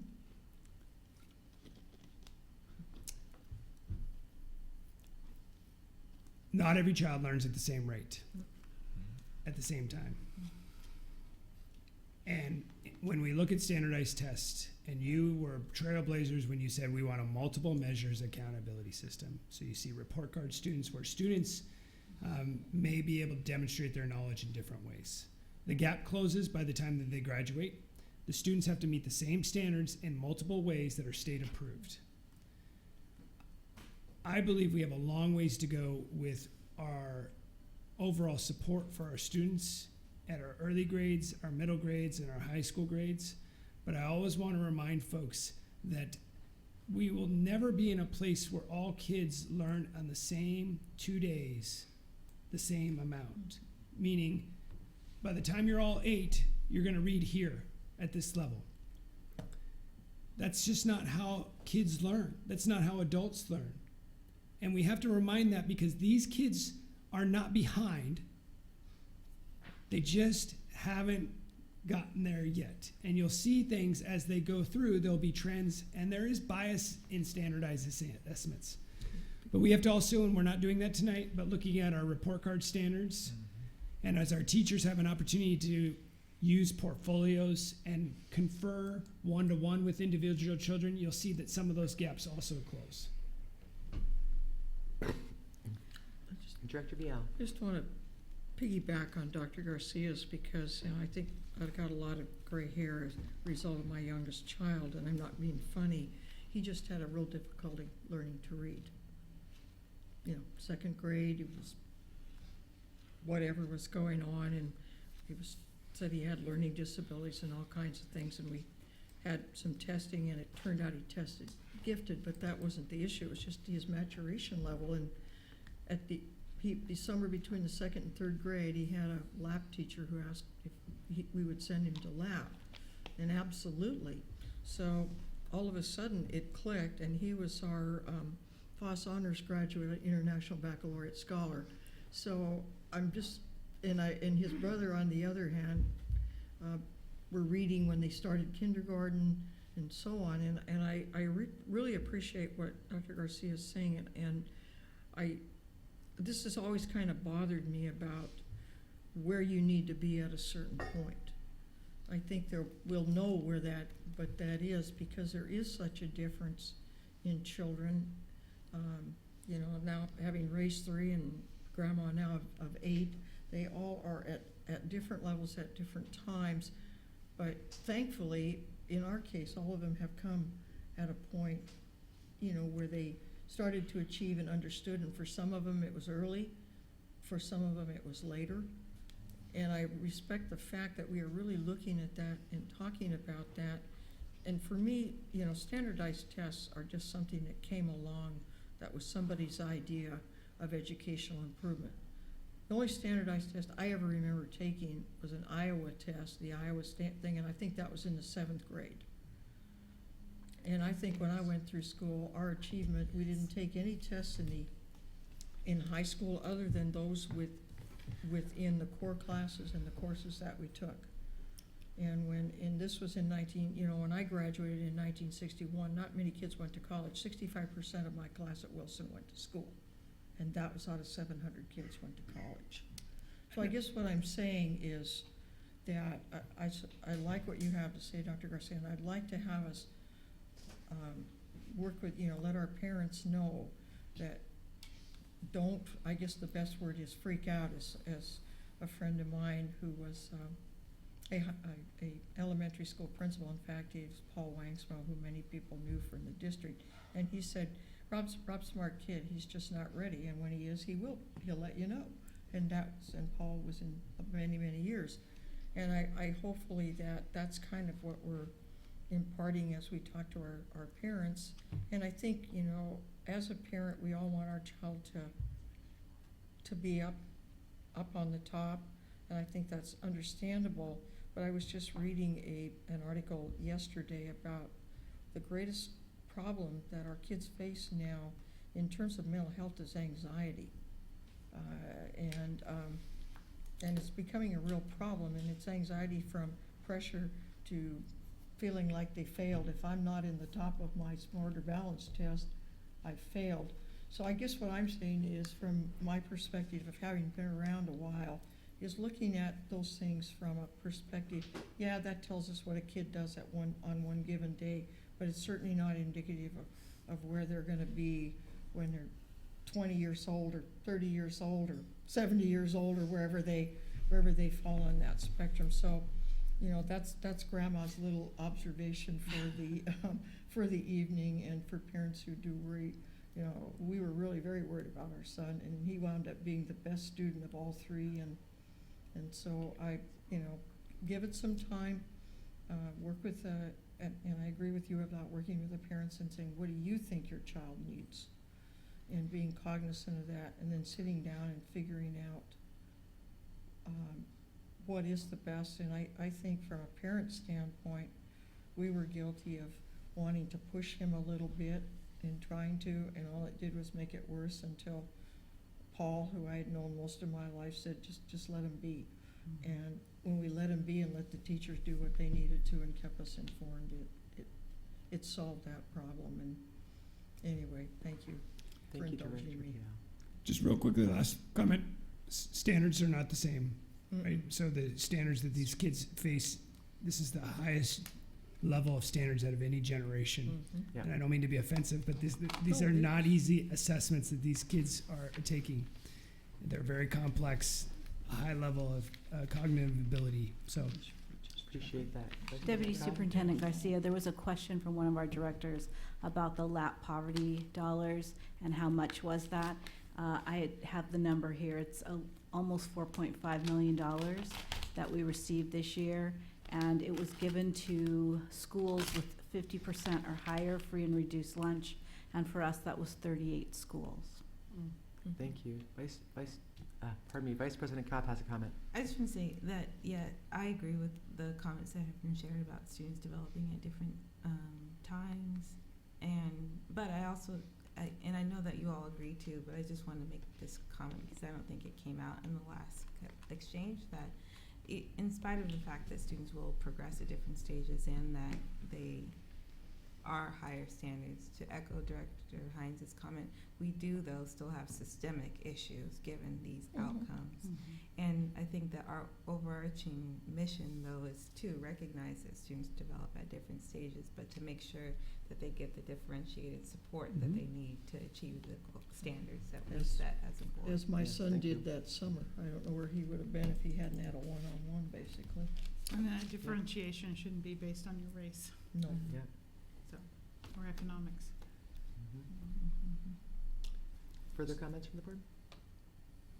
Yeah, I just want to make one comment, and it has to do with being prepared. And I have seen so many little children in kindergarten who really don't belong in kindergarten and should have been held back until the next year. They have late summer birthdays. And I've seen it again and again and again. It's very frustrating for those children. So they're competing against students who are almost a year older, who are 25% old, 20% older, you know, have had 20% higher life experiences. And, you know, it would be really interesting to kind of look at that. I know that there's some who are late summer children who do really well, but to, you know, do a little bit of a study, maybe UWT or UPS would like to take that on, kind of look at the statistics of the ages and how they do after kindergarten. Understanding growth curves. Okay, I think that completes our board comments, and we're very grateful for this report and all the hard work that you do and throughout the district and all the teachers that make it happen. Thank you very much. The next item on here is a safety discipline report, which I think is a very important report, one in which I would like to give full attention to. Towards that end, I would ask that it be tabled to the next regular business meeting so that we Can I make and the that we motion? not build a yeah, that'd Not be great. table, I'll move that we set this over to the next business meeting. So Director Vial's made a motion that Is there a second? I'll second it. it's been moved and seconded that the is moved as so stated. Set over, yes. To be set over. If we table, then we have to All vote to those- bring it back. Thank Okay. you very much. No All problem. those in favor indicate by saying aye. Aye. All those opposed, motion passes 5-0. I got that part down. This brings us to board comments and reports. I am going to ask the board members to be extremely brief. It is close to 9 p.m., and that's late even for our television viewers that are on couches. I'm going to begin right now with Director Vial. Just a nice event up at Browns Point Elementary School today, and the groundbreaking. The kids had a blast throwing sand with shovels. I mean, it was fun. They obviously were having a good time. I also like to give a shout out to been a silent partner for a long time at Sheridan School, and that's Gordon Thomas Honeywell Attorneys, and they have adopted the first grade at Sheridan, and today they had them at Gordon Thomas Honeywell, and this under the auspices primarily of Salman Gia, who was around even helping when I was over at that school. So they're going to be doing some really fun things with the kids and field trips and all kinds of stuff for this year, and giving them an opportunity to see more of what Tacoma's all about. So thank you, Gordon Thomas Honeywell. Thank you. Director Hines. So I had an opportunity this week as a parent to go sit in the audience for the Sammy Soda idea, and that was, our folks do a great job of going out and articulating the programs and what the process is, and my other shout out is to my 8th grade political science junkie son who loves to come to board meetings but had no idea this one would go until almost 9 o'clock. So thanks for hanging in there. Thank you. Director Winskill. Nothing. Great. Vice President Cobb.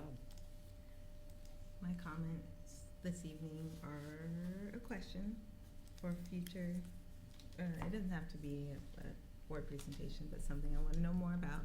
And it was already on my mind to ask, but it was kind of it was echoed in a comment that was shared by a parent who was here talking about the time for lunch.